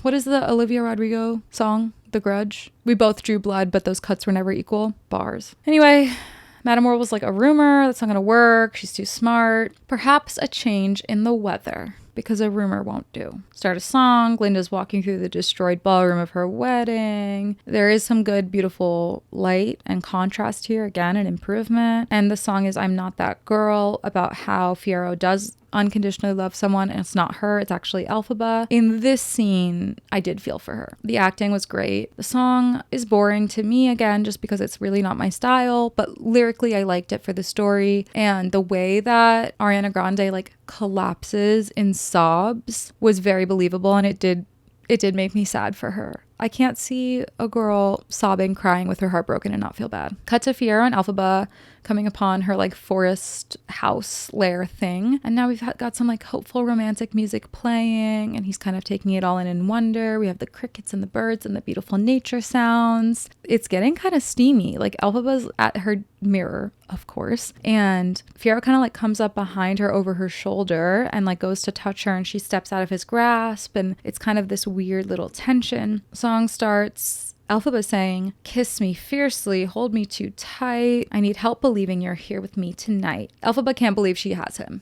basically, because again, she has no like self-worth in the sense of feeling desirable, not just romantically, but like amongst any of her peers. She never socially felt included, so she definitely never felt like she had a romantic appeal. So this is like very intense for her, especially in that way, to be like, not only does somebody see me this way, but the person who I feel this way about sees me this way too. Anyway, so they're kind of like getting romantic, and they're kind of each taking their own clothes off slowly, kind of standing far apart, which I don't find that romantic, but okay. And she's singing like she can't resist crossing this line. Come on. God forbid a girl gives in to some temptation. Let her have this. Do you know what I mean? I'm an alpha defender. There has been some conversation about this line where he says, you're beautiful, and she says, you don't have to lie to me. And he goes, I'm not lying. I'm just looking at things differently. I'm so glad everyone reacted the same way I reacted to this, because I was like, what the are you kidding? And that's supposed to be romantic? I'm not lying. I'm just looking at things differently. And we're looking at her, and she is beautiful. Like the way that they did her green like body paint and her makeup, like I said, she does still look beautiful. You pretty quickly forget that she's green. Like it just feels normal. And so the fact that like in this world we're supposed to think that every time everyone sees her they're like, she's green, like you get used to it pretty quickly, and then it's just like, yeah, she is beautiful. You're not looking at things differently. You're seeing things clearly. I almost wish, like, even if he had said, I'm not lying, I'm just finally seeing it, or I'm just finally seeing clearly, that would have been better, because it's like he should believe that the truth is that she's beautiful, not that he's suddenly like looking at everything differently and seeing her as beautiful. There's a subtle difference there, but I think it's an important one. And I did think it was funny that that was his line. But yeah, he's fallen under her spell. As long as you're mine, let's make up for lost time. There's no future. Let's just live in the moment. They're like Bonnie and Clyde now. They float in the air together, like in an embrace, little fireflies around them, which was cute. And then they float back down onto her bed, fade to black. Such a good line. She says, "For the first time, I feel wicked." Okay, girl. My take on this is get it, Elphaba. I also like that line because it's like a little wink wink. She feels wicked in terms of like indulging in her sexual desires for the first time, but also maybe that she does feel bad about Glinda. She did just take this man from the altar. So yeah, I get it. There's nuance to it. I've been a little harsh on G, but that's because this world and this story and these characters don't make sense, because we're all acting like Glinda and Elphaba are star-crossed when really Glinda is a backstabbing, disloyal, untrustworthy piece of shit. But then when you see her crying and Elphaba feeling guilty and Fiyero feeling guilty for her and everyone talking like we're all friends, it's confusing. Madame Horrible is now waving her hands around dramatically like a conductor as she conducts the weather into this like crazy, crazy storm, evil symphony playing, thunder cracks, the ground is ripping up. I'm watching people like scramble to find like shelter during the storm, and I'm like, people are gonna die. Like, this is a crazy storm she's cooking up. Nessa is just like outside alone on the road, wheeling herself down the yellow brick road, calling out for Bach. This is another thing that did not translate well to the screen. Okay, on a stage, if you see this, you don't know the context exactly of like where she is or what's going on. It can make sense and you're just like, whatever, I guess Nessa got caught in the storm. On the screen, it's like she's the only person left out in the storm. Why would she think she could just call for Bach and find him? Yes, she's been delusional. Yes, she's been irrational, but this was just so weird and confusing and crazy. I was like, why? What's going on, Nessa? Nessa, come on now. Anyway, huge tornado comes. I don't have a lot of irrational fears. I think most of my fears are extremely rational. Like, cars are truly very dangerous. But one of my more irrational fears is tornadoes. I have like not infrequent nightmares about tornadoes. I'm very afraid of tornadoes. The movie Twisters, really enjoyed it. Shook me to my core though. Yes, it did. So this tornado was really scary. Big tornado ripping up the brand new yellow brick road. So Madame Horrible does not care about infrastructure. Not only does she not care about human rights or animal people rights, she doesn't care about the infrastructure that those taxpayer dollars paid for. Actually, nobody paid. It was free labor and like foam bricks, but she sucks. As this is happening, Fiyero and Elphaba are like still like cuddling. He's telling her that he wants her to go to an empty castle that his family has where she can maybe be safer. Of course, his family just like has an empty castle, I guess. And she's like listening, but she gets distracted because somehow she can hear Nessa calling for Bach. And I don't know if we're supposed to think this is like her like soul tie connection to her sister, like a telepathic feeling that people get of like, I think my sister's in danger, or if this is like Wicked Witch abilities. But it feels like Wicked Witch abilities, like she can like literally hear Nessa calling for Bach. She has visions of the tornado and of Nessa being caught in the tornado. Now she's like, that's so Raven. And she actually sees a vision of a house falling on Nessa. And it's pretty scary. She like jumps up and she's like, I have to go save Nessa. And Fiyero is like, okay, I'm coming with you. And she's like, no, it's too dangerous. Will we ever see each other? We will always be together. Passionate kiss. I wrote down, all caps, maybe come up with a signal or a meeting place. Do you guys maybe want to take 1 second? You don't even have to make out. We can use that time to say, meet me at my family's castle here. I will go to there and see you there. There's just like this really frustrating behavior that I don't like in movies where they're always just like, no, it's not safe. No, you can't. I have to do this on my own. Or some like really flimsy explanation for why a character or like a hero has to go do something on their own. It's you, Harry, not Hermione. Not me, you know? Like, it's very obvious that for the plot, we need Fiyero and Elphaba to get separated. So this is how we've cooked that up. It's all so contrived and like backwardsly deduced. I don't like it. I don't like it. Anyway, Elphaba flies through the storm alone on her broom to try to go save Nessa. Fiyero is like on some kind of journey. He gets to a cliff and he sees the monkeys across the cliff. And he holds his hands up in surrender at them, and they put down their like clubs in surrender as well. After the storm, Glinda is waving who else but little Dorothy and Toto down the yellow brick road under clear skies.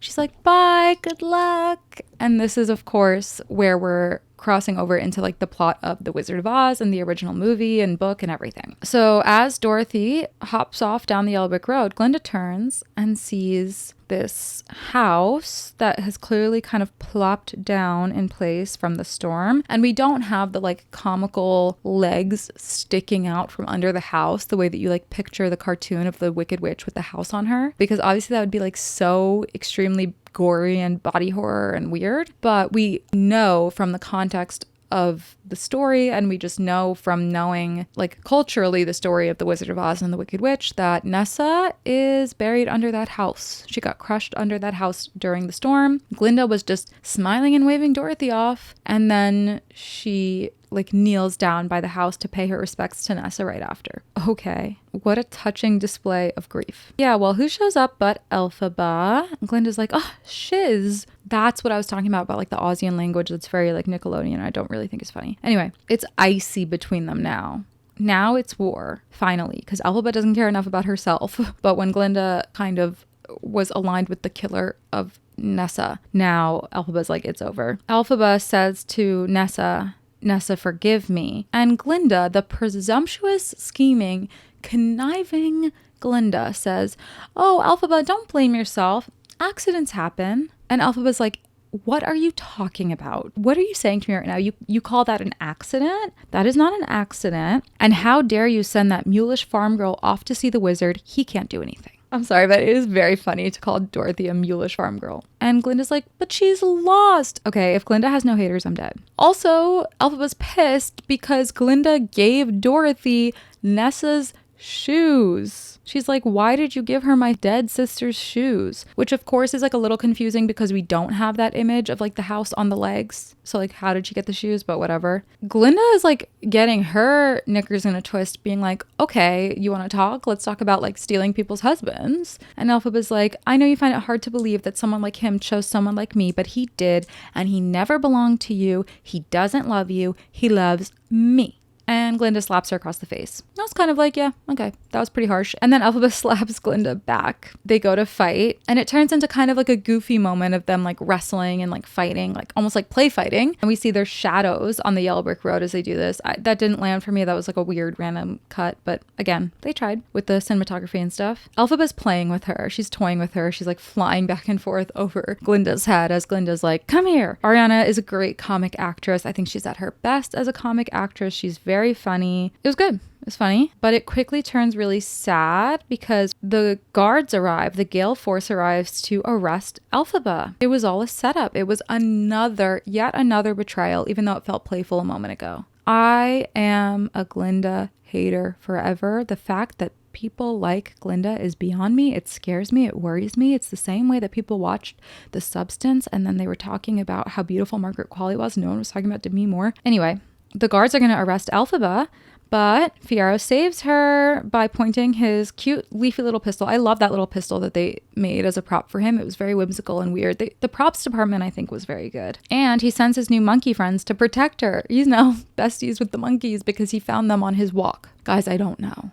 I don't know. Fiyero points the pistol at Glinda as a threat to the guards that she's collateral until they let Elphaba go. So that was a very intense choice for Fiyero to make for sure. Glinda is shocked and scared and betrayed. I think that's rightfully so. Elphaba, again, has been betrayed by Glinda for the billionth, millionth, trillionth time. She's not your friend. But she also is a little bit shocked by Fiyero pointing the pistol at Glinda. Like, she's not down with any kind of violence. She's just like shocked by this. Even though in the moment you understand why he's doing it to save her, but she's still like, don't shoot Glinda. And Glinda, in her like shock, she kind of like pulls it together into this like steely like, how dare you, and walks right up to the nozzle of the gun, making eye contact with Fiyero, which I thought was it was a good moment for Glinda to like actually have a spine about something. And as Elphaba gets away, he puts the pistol down, like he takes it off of Glinda.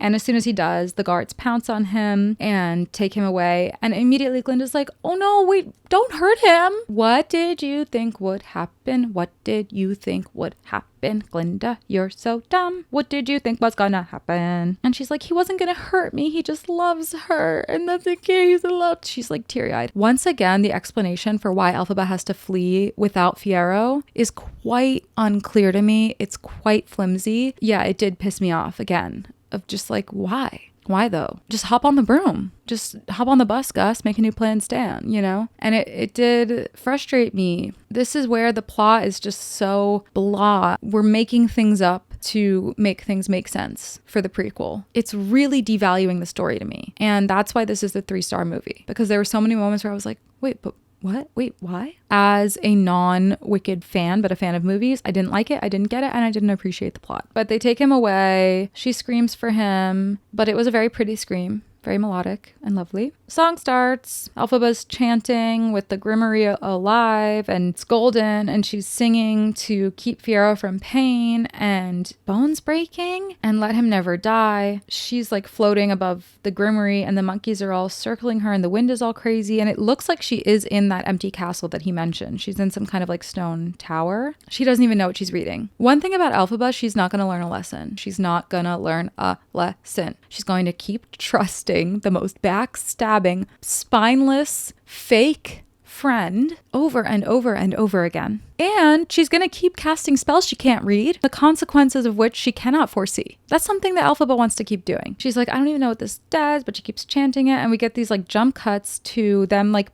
beating Fiyero and like nailing him to a cross, basically like Jesus. And they're like black and white jump cuts, which I don't really understand why, because I don't think the jump cuts to the Tin Man transformation were in black and white. Maybe they were and I just don't remember, but I would hope that those were consistent. My memory is telling me they weren't. No good deed goes unpunished. I did like this song. I like the bigger, more energetic numbers. She's singing about how she keeps trying to do good things, but bad things are happening. She's thinking about Dr. Dilliman, the lion cub, Nessa, and then she does the iconic, like she belts out the line of Fiyero, like calling to him, which I won't imitate, but yeah, beautiful as always. Beautiful and perfect vocals as always. Was I really seeking good or just seeking attention?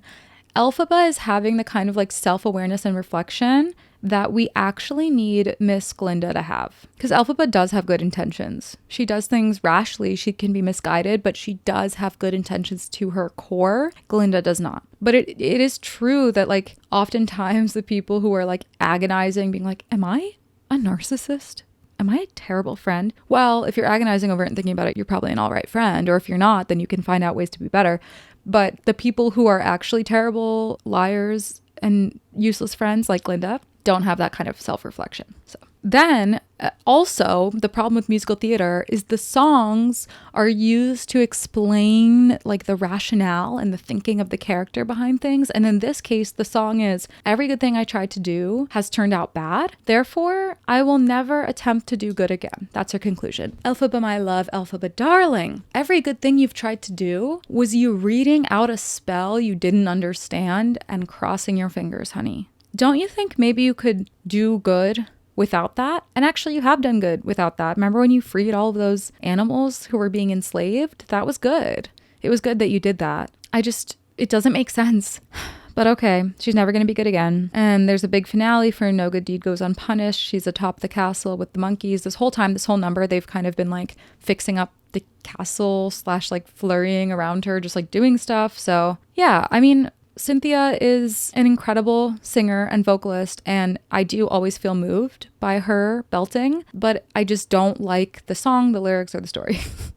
So that's kind of the problem with that. Cut to the wizard's in his office, kind of like just hanging out, listening to some chill music. Madame Warble comes in to tell him about Dorothy. She's like, Dorothy and her crew are here to see you. And he's like, yeah, I don't really want to talk to them.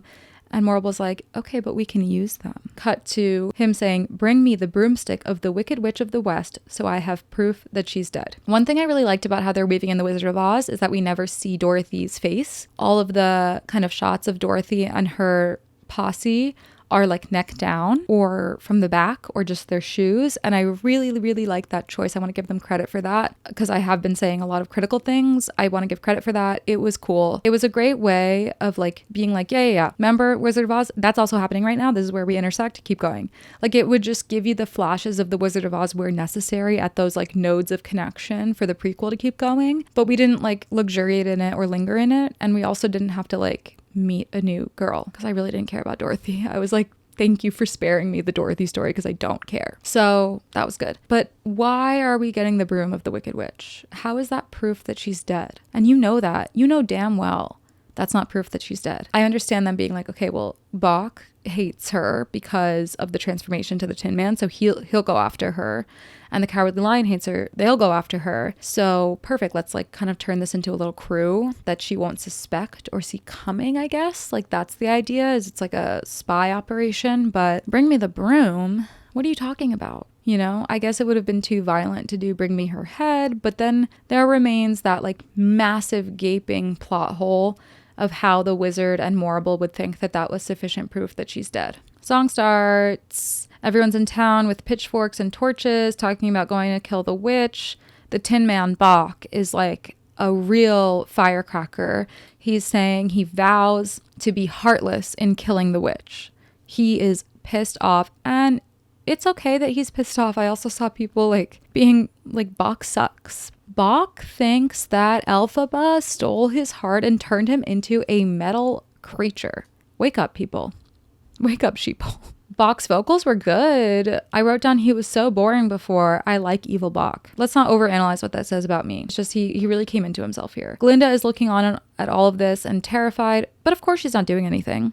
Of course she's not doing anything with all of her power and influence. No, she would never step in. She would never step in. Glinda just like shuts out the noise and the commotion and retreats into her apartment, where she stops at, you guessed it, a mirror, and gazes at herself and sings, look, there's that beautiful girl, beautiful life. As long as you close your eyes, the camera's doing the thing where it spins. She's singing about living in a dream, bright, shiny bubble. I think this was an original song for the movie and wasn't in the play, although I could be wrong about that, but I know people were saying there were a couple of original songs and this might be one of them. It wasn't good and it was a waste of my time, so I don't know why we added it. And it was just restating things we already saw in the first 10 minutes of the movie. She doesn't know who she is, everything's fake, blah, blah, blah, blah, blah. I did like the cinematography in this scene again. There were no still shots, like the camera was never still, but it wasn't like a shaky handheld, and it was all like smooth motion following Glinda around in one shot, no cuts. I like that. And I respect that from like a choreography point of view and a performance point of view as well. That's like very challenging to do. Glinda's Barbie dream closet. Again, on the set design, I really liked her apartment. I like the whimsy. Everything is circles. Everything is smooth. Bubbles, femininity, softness, spinelessness. It works. She's like, it's time for the bubble to pop. Now she's not smiling at her child self. She sees her child self not smiling. Now she's going to be serious. Glinda goes to Madame Morrible and she's like, we have to stop this. She is now activated. Okay, now Glinda clocks in. Now Glinda, she draws the line here. Madame Morrible does not care. She's like, Elphaba can take care of herself. What do you mean Elphaba can take care of herself? You want to kill her. What do you mean she can take care of herself? Like, do you know what I mean? That doesn't make sense. But Glinda isn't so innocent anymore. And so she confronts Morrible about the cyclone that killed Nessa. And this was a good moment from Ariana and from Glinda, finally like having some kind of spine and standing up to Madame Morrible. For me, no matter what Glinda does now, it's too little too late. And I still think that she should like work to redeem herself and everything and to like do good. But I don't care. But this was a fun scene. It was fun to have someone like stick it to Madame Morrible finally. And Madame Morrible like grabs Glinda. Her mask slips basically. And she's like, you wanted this, Glinda. So go do what you do best. Smile, wave, and shut up. I kind of loved it. I love that villain moment. And I wrote down like, you have to see how people treat you when you challenge them, not just when you agree. Glinda has been activated, as I said. She cloaks herself in black and black gloves and gets a horse from the stable. And she says to the horse, I need your help, which is kind of like a subtle like wink at like she's showing more respect for animals. Then when she like drives out of the stable, the villager chorus like really climaxes. Angry mob led by the Tin Man. Okay. Meanwhile, Elphaba is telling the monkeys to find Dorothy and bring back her sister's shoes. She wants Nessa's shoes. Everyone has gone off course now, right? Like Elphaba now is suddenly like, I'm never going to do anything good again and I want my sister's shoes back. I wrote down, is it a valid crash out or is it kind of nuts? POV. I read back my live notes and I'm like, I don't know how my thumbs moved this fast. POV, you're Dorothy screaming, kicking your feet, being carried by the monkeys a mile in the sky. That's the shot we got. It was the POV, you're Dorothy looking down at your feet. Elphaba is screaming at Dorothy, like off camera. Dorothy's in like her cellar and Elphaba's like, get those shoes off if you want to go home and see your auntie, and like slams the door. So again, we're like oscillating between like pretty dark, kind of like horror coded sequences of like beating and killing and like body horror and transformation to teehee, I want my shoes back, you little brat. It just threw me off a little bit, like tonally. But I was with my sister and she laughed at that. I did think it was funny. Glinda shows up to let Dorothy go. Chistery gives Elphaba a strip of green cloth from Fiyero's Gale Force uniform. So Glinda has shown up right about the same time that Chistery happens to have shown up, so that she can also see the strip of green cloth from Fiyero's uniform. And keep in mind, like, the transformation of both Elphaba and Glinda and their behavior has happened before this moment, before they get this scrap of Fiyero's uniform and implicit confirmation that Fiyero has been killed. So that's another reason why it doesn't totally make sense, like pace-wise and plot-wise. Glinda is like, Elfie, what's that? She's breaking down. And Elphaba's like, you've seen his face for the last time. She's doing what Glinda does best, which is lying by omission and deception. She's not exactly saying he's dead, but she's like, well, you'll never see his face again. So Elphaba knows that Fiyero's not dead, but Glinda is like sobbing. And Elphaba's like, all right, I mean, you're right. It's time I gave myself up. And Glinda's like, what? And I'm like, Glinda, you what? What? You what? What? You've been trying to get her to do this the whole time. Now you're shocked? Elphaba's filling a bucket of water from the well. Now, at some point, there's this like lore that the Wicked Witch will be killed by water.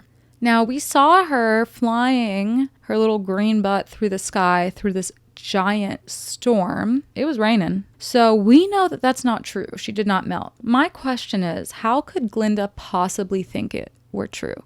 They were roommates. Didn't she see her brush her teeth, wash her hands, shower, drink water? I mean, this calls into question the age-old H2O, just add water logic of what does it really mean for water to touch you when we are water? This whole premise of Elphaba melting herself with water and Glinda being like, oh my god, that's so sad that Elphaba melted herself. What do we mean by that? You know, what does that mean? What are you talking about? And that feels like something we really could have adapted and changed to make more sense on screen. But anyway, now when it's like too little too late, Glinda's like, no, like, come on, we'll tell everyone the truth. And Elphaba's like, no, they'll turn on you. Glinda goes, I don't care if they turn on me. And Elphaba's like, well, I do. Why? Hey, Elphaba, why? Why are you still protecting her? They're bickering now because they both want to save each other so badly. Last time they saw each other, Glinda tricked her and got Fiyero killed. But by all means, you know, we've both hurt each other and now we care about each other again. I don't like this. Elphaba tells her, promise me you'll never tell the truth about me. And Glinda's like, why would you ask me to promise that? And then the big line is Elphaba says, because they need someone to be wicked so you can be good. That's our big thesis statement of this movie. That's our line of like everyone needs a villain. I don't feel moved by that. In terms of like the conclusion being, and that's okay, I'm happy to be that so you can be good. So you can maintain your image and maybe you'll finally actually lift a pinky finger to do some good, even though she has not done that. She has actually only done bad and selfish. So why does Elphaba have faith in her, you know? And I get that like Elphaba's kind of proven right because Glinda does start doing good, but it's just all a bit squished and shoved in to fit the puzzle pieces right to get to the end of the story. And it no longer feels organically character driven. So it starts being like big line deliveries and big songs and then like very aggressively moving puzzle pieces to connect the dots in between those lines and those songs. And that's very boring and confusing. But that now we have our whole moving unlimited, look at me with their eyes, not your eyes. Elphaba gives Glinda the grimoire. Glinda's like, I can't read this. And Elphaba's like, well, you have to learn. What? So now it's learnable? Who's going to teach her? What are we talking about? She doesn't have any magic. But this was also intimate and sad. And this whole premise of like, yeah, Elphaba's way failed. Elphaba's like, yes, my method failed. It failed because of Glinda not being on her side. Or at least maybe, like we never know, right? Like what the counterfactual would be, but it's dumb. This is dumb. Elphaba tells Glinda, you're the only friend I ever had. And Glinda says, and I've had so many friends, but only one that mattered. That's true. That feels true. And then they do this song, Because I Knew You, I've Been Changed for Good. People come into our lives for a reason. For all the reasons I've been saying, I kind of was like over this. What I did say in terms of the acting, they were able to do the singing while maintaining a very intimate screen acting. So stage acting is big, it's dramatic, it's overacting. You're supposed to see it from far away and still understand what's going on. Acting for film, especially modern film, is intimate. I can see every squint of your eye. So to do a stage musical song, which has been written with like a big stage performance in mind, and to do it with the subtlety of a screen acting performance, I think that's very hard. And for all of the criticisms I have about this being a musical adapted to the screen, basically none of those criticisms are about the performances. I think the performances are really great and extremely talented. As always in all of my reviews, I'll give the credit where the credit is due and I'll be fair. Cynthia Erivo's voice also, Cynthia's voice is so sweet and like warm, and they complement each other so well. They sound so good together. I can see why they imprinted. You're both like two of the most amazing vocalists and your voices blend together like the most beautiful alchemy. Yeah, I get it. And then just as I was thinking, I don't think Glinda has apologized enough for us to have this hunky-dory moment.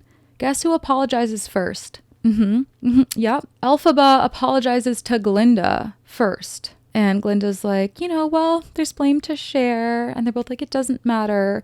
Glinda has done so much worse to Elphaba, it's like not even funny. The camera's doing the thing where it goes in a circle around both of them. They're face-to-face singing, beautiful harmony. What I loved about their singing in terms of the storytelling and the harmony of their voices is that there were a lot of moments where I actually couldn't tell who was doing the higher part and who was doing the lower part of like a harmony that they were singing. I think it made sense in terms of them seeing themselves defined as like foils to each other, and I want to appreciate that as well. They hug crying. Elphaba like shoves G into like a closet. Everything's gonna be fine. I love you. And Glinda says, I love you too. As always, it's Elphaba giving a little bit more, or giving first. When Elphaba shuts the doors, then we cut to like look at them from the side where there's like the slice of the door in the middle of the screen, and we see both of them rest their head against the door on either side and cry.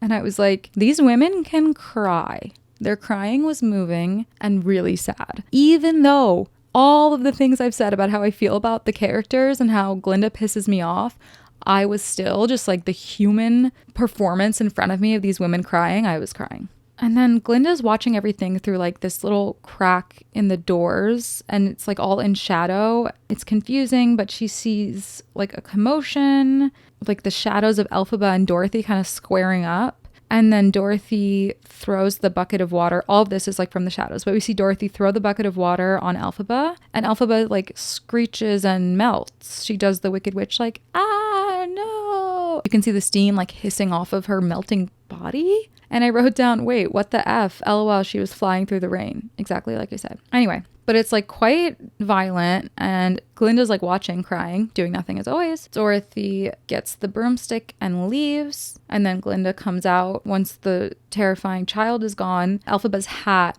is like still kind of like smoking, and she cries, oh, Elfie. Chistery comes out, and he's like, excuse me, Miss Glinda. He's talking now. He actually kind of struggles to talk because he hasn't in so long, but he hands her the little green bottle of like potion that was Elphaba's. I was kind of confused by this. Glinda's like has an idea of what she's going to do. Glinda goes and confronts the wizard, and she has this little green bottle. I'm sorry, but I forgot all of the, like the backstory of why, but it confirms that the wizard is Elphaba's father, biological father. So he like has this realization. We see a flashback of this like whimsical, like classic, like My Dead Wife flashback of young Jeff Goldblum dancing with a black woman who has the green bottle, and he realizes Elphaba was his child. Because of that, he goes, oh, what have I done? Why does that change everything so much? Like the fact that she's biologically your daughter, now you regret everything you did to her? You wouldn't care if she weren't biologically related to you? Not that he's not allowed to have a huge reaction to realizing that he didn't know that he had a daughter and that he had done horrible things to her. I get it. But like the tone of it was a bit weird of like, oh, now you care. But in response to the rhetorical question, what have I done? Glinda says, you have caused great harm, which is why you'll be leaving Oz today. She's not messing around anymore, okay? I like how strict Glinda gets here. And he's like, well, what am I going to tell everyone? Make something up. You're good at that. And she leaves. The camera retreats away from the wizard through all of the machinery, all of his gears and cogs and the ticking, whirring mechanisms. He's framed in the middle of all of that, and he shrinks as we pull back, and he's like caged by it all. That was good. That was very good. It was a bit literal, but it's perfect for the moment. He is in, a prison of his own making. He made the bed, he's lying in it, whatever expression you want. He set up this system and now he's lost. Glinda goes to Madame Morrible to see Dorothy off in a hot air balloon. She looks at Dorothy and goes, it never ends with that girl. Glinda informs Morrible that the wizard will be taking a leave of absence. And Madame Morrible kind of senses a little bit of threat. And so she's trying to fawn a little bit. And she asks Glinda to forgive her. She's like, Glinda, you're so good. You'll forgive me, right, Glinda? Because you're so good. You forgive me. And Glinda now is the one who walks around Madame Morrible in a circle and struts around her, sizing her up because the power dynamic has shifted. She says she can choose her cage. Madame Morrible can choose her cage. Oh, how the turntables. The monkeys then carry Madame Morrible off through the open balcony window, and Madame Morrible's screaming, and Glinda just turns and walks out. Glinda gets dressed and we get a final gazing in the mirror thing, and now she has this very strong resolve and she's serving, she's fierce, and she goes into her bubble looking pissed and resolved. And finally she has purpose and direction, and that's why now she's powerful. The Munchkins then start doing the number from the beginning of the first movie. So in the beginning of the first movie, we are at this moment in time. And then we do like I bet you're wondering how we got here, basically. And we go through the whole story to get back here. So we're coming full circle. It's the Munchkins announcing that the witch is dead. And Glinda goes out there in that bubble and she puts on a show. Her sister was a witch. And what was her sister? A princess. That whole thing. And then they do the whole, is it true you were her friend? And Glinda goes, friend? Yes. I mean, our paths did cross at school. Then the camera starts to pan off the way it did in the first movie when we do the flashback. But then Glinda goes, wait. And the camera swivels back really fast. I thought that was pretty playful and cute. And she says, fellow Ozians, all Ozians, yes, come out. And all the animals just kind of like emerge from the bushes. Okay. Friends, because I don't see any enemies here. Wow, Glinda, real big of you. You're such a revolutionary. We have been through a frightening time, but if you let me, I'd like to try to help change things. I'd like to try to be Glinda the good. And the people cheer, and the gates are reopening for all the exiled animals to come back. They burn the horrible, sculpture of the Wicked Witch, and Glinda mourns her, even as this, is a horrible pyre where everyone thinks that she's still the Wicked Witch, but Glinda privately can mourn Elphaba. I can't stress enough how confused I am about Glinda thinking that Elphaba melted. I guess Glinda really is stupid. And then, back to the castle, where Elphaba melted. Who shows up? But what looks like the straw man himself, Fiyero. Confirmation, finally, of what we kind of knew, which is that Fiyero became the straw man. That's how the mysterious spell that Elphaba didn't know what it was doing saved him. And he knocks on the cellar door in that same room where Dorothy had been stuck, and he says, they all think you're dead. And Elphaba comes out. How did he know she was there and alive? I guess chistery. That's how he knows. Chistery, the monkey. Okay, got it.